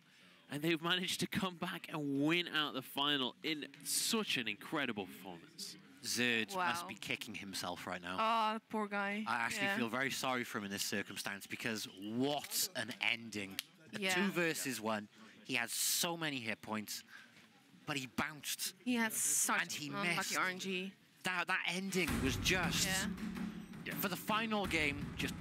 What a way to end it. What a way to end our World of Tanks Blitz Championship here at Amazon's Mobile Masters 2018. You can see the Amazon Fire bracket ahead of you right now. It was ready to kill against Cry About It in our finals. Ready to kill had already beaten Cry About It once earlier in the tournament. But it's Cry About It that managed to take this one home in the end. The North American squad managing to bring it home on home turf as well. They're going to be over the moon. After a 3-0 the other way around as well. That's a comeback. That's a true Cinderella story coming on through right there, managing to take that one in the end. I mean, guys, give me some thoughts on this series, because realistically, going into that at the start before any of those games have been played, this is not the way I expected it to pan out. No, to be honest, no. I am stunned by some of the gameplay we have seen. Yeah, absolutely. In a good way and in a bad way. We can take a look at some of that gameplay as well. Let's have a look at our Razer phone replay of our grand final here. Let's have a look at how Pramo managed to do it. Absolutely. I mean... That game on Canal was, oh my god. It's this part. I mean, Pramo, they sacrificed the mouse too early on that one, which gave R2K that advantage, and you can see that. But they came back. Yeah. With vengeance by the look of it. Yes. I can't get over that last game. That was just... I really feel for Zerd there. Yeah, I really do. And it's very well here. done by Pramo. This is the part we're on about. They pincered the tanks from R2K in that one scenario there. Yeah. And they really did crush it in.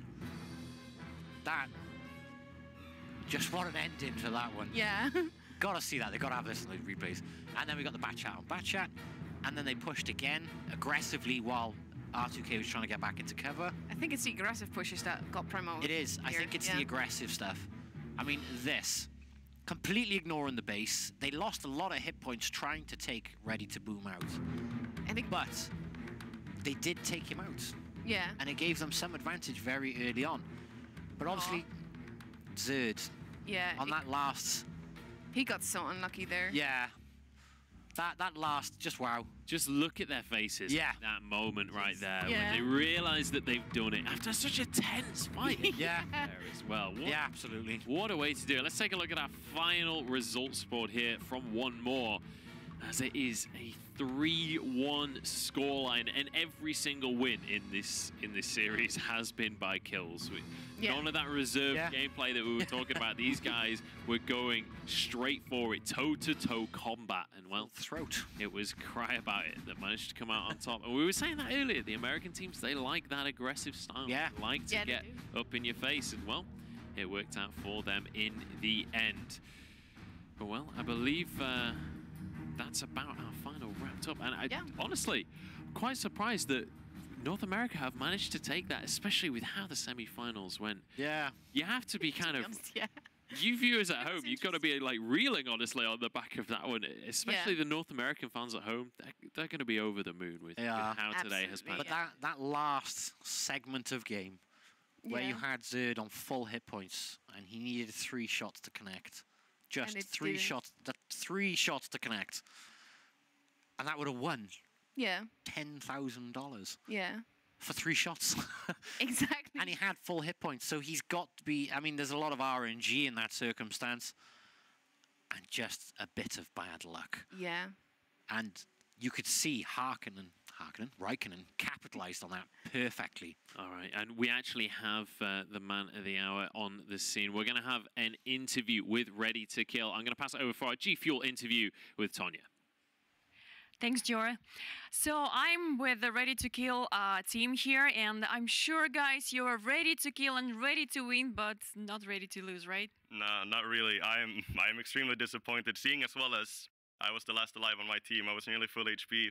I was against a 1-shot or a two 2-shot tanks, and well, I made 3 bounces. It was terrible. Yeah. So. But you were like a leader, you know, like leader, the one survival there. Yeah, well, it happens. I mean, of course, it's very sad to lose the game because of your own mistakes, but I'd rather lose the game because of my mistakes than one of the other guys in the team having it, you know, on their shoulders. But still, guys, you know, you showed everyone a series of glorious victories, and it was such a pleasure to watch you. Well, thank you very much. I mean, we're happy. We're just happy that people enjoyed watching us play, and we had a great experience here. Indeed, indeed. The experience was really great, and also the experience of taking part in such a good tournament as Mobile Masters. Yeah, it was fantastic. We're really happy to be here, and hopefully we'll see you guys at Twister Cup as well. We hope so too. Yeah. So thank you, Peter, and thank you, Ready to Kill. Thank you. Yeah. All right. What a fantastic performance coming out from Ready to Kill across the course of this tournament. Yeah. Obviously, not the greatest performance they've ever had in their lives in the grand final in that last moment, but fantastic performance across the course of the tournament. Yeah, and that's deserving of that second. Pretty well, and he's doing it great as a team captain. Just the way that he takes responsibility for it, and that he's happy that it's not one of the other guys. Yeah, that it's has on to, his shoulders. He said. Big respect for that. I got massive respect for that. But I know full well when I am in one of those, I am in my lounge, and I am in that scenario. My hands are like this. Yes. Your hands are like that. Your heart is racing. So you imagine him knowing that every single person is looking at him, expecting him to bring it home. Yeah. And they would have expected him at that point to bring it home. I think even Primo expected him to bring it home at that point. So that's a lot. There's a lot of stress there, which is why you probably miss a lot of shots. I'm surprised that he can speak that well, that evenly. Yeah. Right after. I would be though. I'd be like that at the end. I'd be like, oh, yeah. 10,000's on these 3 shots. And I'm not going to make it. At the end there as well, we saw in the interview, he didn't look too hard on himself about that. I think that Ready to Kill are happy with their performance across the course. Yes, they should be as well. They really should be. Bearing in mind, you know, their story of getting on into the tournament, they were the dark horse. They weren't like a heavy favorite coming in. Nobody knew quite what to expect, and they'd had substitutions and things. So coming on into the tournament, nobody had a super huge expectation of this team. Yeah. So for them to come to the finals and have the performance they did, they have to be commended as well. They were absolutely. really great. Yeah, 100%. I mean, I can't argue with that in any shape or form. I mean, they beat Legion to get here. Yeah. Which, as we discussed earlier, they were very proud of. Which they were also the underdog, though, and they're new to this scene in terms of the offline type events. Yeah. But obviously Pramo took it home in the end. That's what they've been here every event, and sadly just that short of taking it home. And they've done it this time. Yeah, they have. They've taken it home for the win, for the NA. They've got the monkey off their back. And Pramo managing to take it. And what a way to do it as well. I know. I think it was the fact that they kind of just completely flipped everyone's expectations based on the series we had earlier on, right?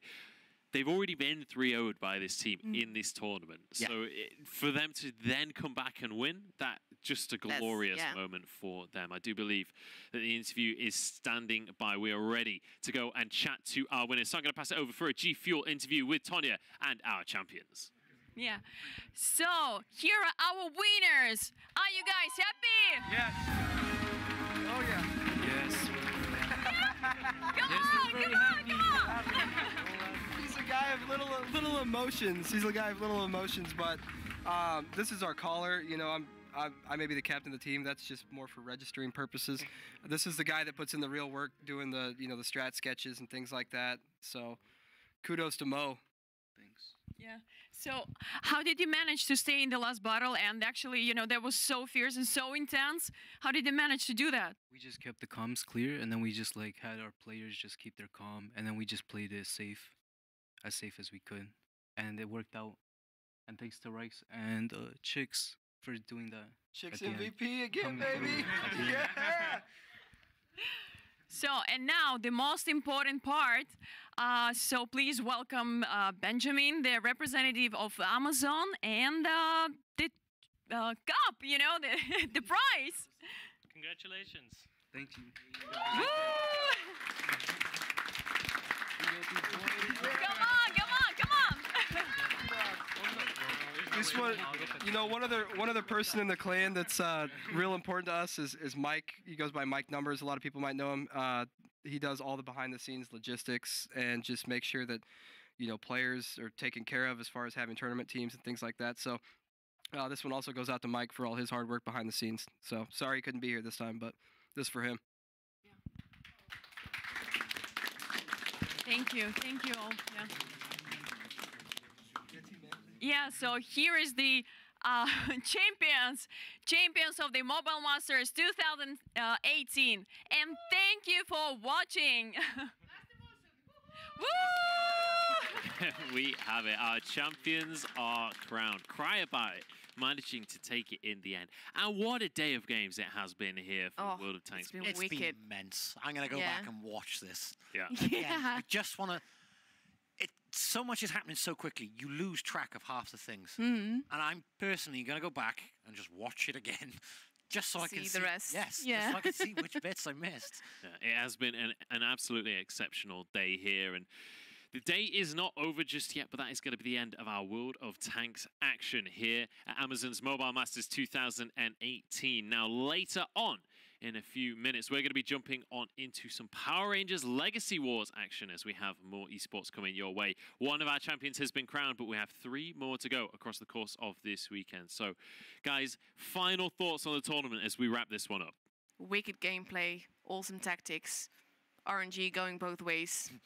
Very much fun. Absolutely fantastic play. Every single team who's been here deserves a shout out and a massive credit to what they've done. Yeah. I mean, at every single point, I could pick out a highlight for every team. Yeah. So that, for me, makes it a good competition. Absolutely. And it's been amazing fun. Yeah. To watch and talk about. It has been a Fun fantastic tournament. Everything considered, it's been phenomenal, especially if you're a fan of Cry About It at home. That is going to be the end of World of Tanks Blitz from us, though. We're going to be heading on into Power Rangers Legacy Wars. Don't forget, we have Jay Wong going to be stepping onto the stage for our exhibition matches later. So if you're a big fan of fighting games, make sure to stick around for Power Rangers Legacy Wars. Good and evil, light and dark, a battle as old as time. Now, the battle is getting epic in Power Rangers Legacy Wars. Witness new exciting heroes, more intense hand-to-hand combat, more devastating knockout blows, and a bigger evil to defeat. Only a true champion will save the Ranger multiverse.